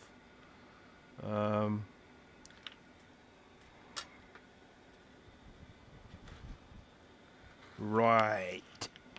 So we've got, what have we got? We've got positive there, so we need to go down that way, and I think probably end up cutting them about there, I suppose.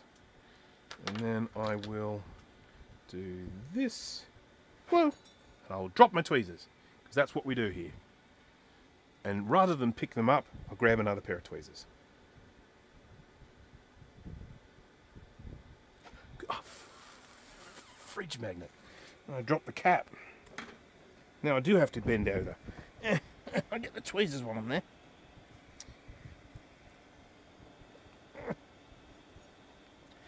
Oh, so fat, so fat, so fat. Okay. Right, so here's my little cap and my dirty tweezers. There's my negative, there's my positive. It's quite nice, isn't it? Isn't it? Very pretty.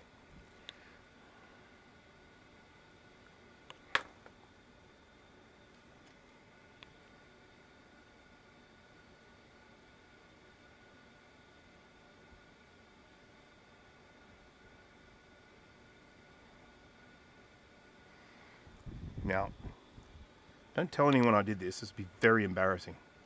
This is just our little secret, okay?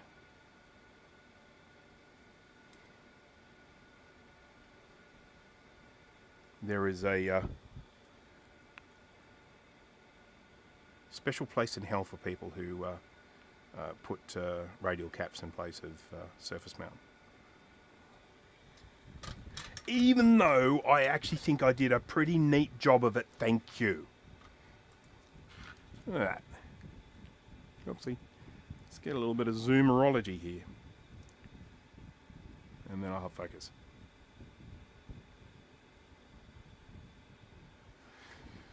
There we go. So, these are the ones here where we've put surface mount in place the through hole. It's neat and tidy. I mean, it's going to do the trick. I don't see any real issue with doing that. So they're there. And then we've got a little electrolytic here sitting in place of a surface mount. That will be replaced. I'll have a look at my caps up inside the house. I may even actually have one of these in as an electrolytic. So I'll just see, and we'll see, and we'll see. But yeah, I have, without having to buy any caps at this stage, managed to completely and totally recap this board. So I'm pretty pleased about that. Alright, so let's just do this, and we'll just do that. We'll have a look at the whole board. I'm loving this camera. Sorry about the wobbles. That's the board there, and then of course we have to put this here as well, because we say, everyone, Sterry, yeah, we go. Links in the description. I like the way the board, look at the way the board's got this cutout that fits around the picture. It's like they knew. It's awesome. Okay, so, well, I do apologise to people who would have liked to have seen this get tested, but it's not going to get tested today. I haven't done the screen yet. I will do that. I've got to dismantle that and find out what caps I need for that one. Steve's probably going to send me that information. I'm hoping Steve's going to send me that information. So I might actually just be able to order the caps without having to, you know, dismantle it. But that at least is a part of it. I've been dreading doing this PowerBook 100, and to Luke, who sent it to me, my apologies to you that I have taken so long.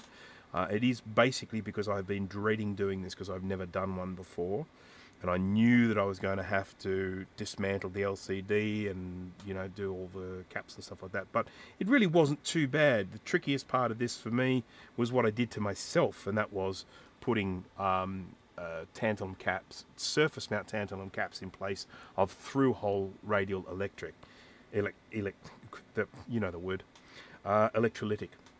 So so in that sense, you know, I made it hard for myself, but we got through it. They're in position. They're soldered.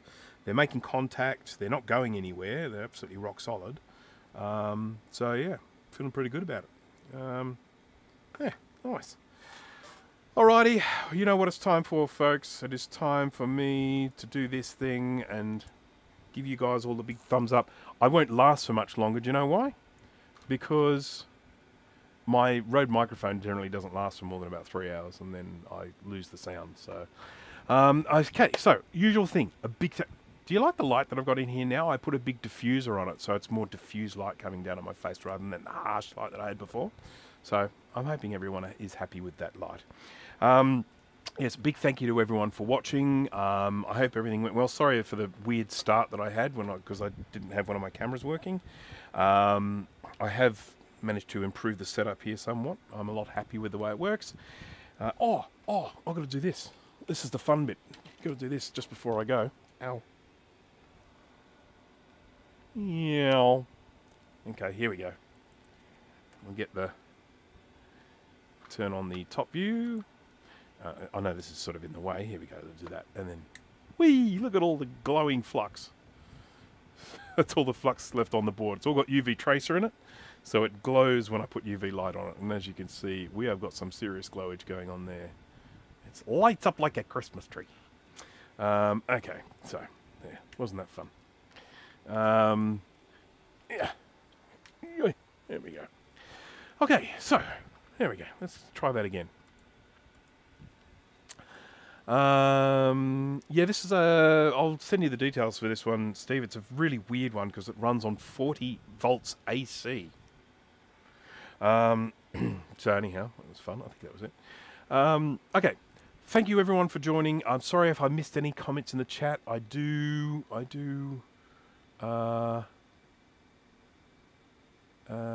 Just looking at this to see if there's missed anything.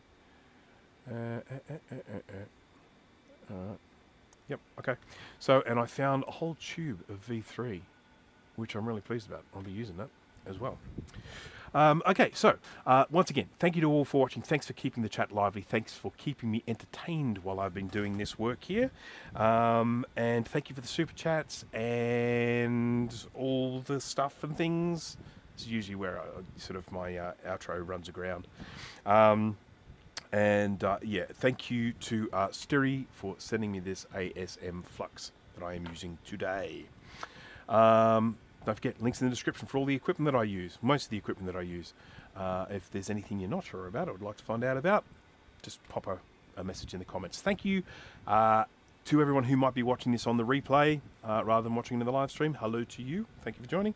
And I hope to see you at the next live stream. There is almost definitely going to be another one during this holiday period. Sunday or Monday, so that'll be, I guess, That'll be Saturday or Sunday for you guys, or for people in the Northern Hemisphere, or in the US, I should say. US and Europe and stuff like that. And in the next one, I'm almost definitely going to be doing either the other half of this PowerBook, but I might be building a kit. I've got a few kits over here that need some building. I've got a little piano and I've got a calculator, so we'll give one of those a go. So thanks again, everyone. Hope to see you at the next one if you can join, and have a good one. So bye-bye.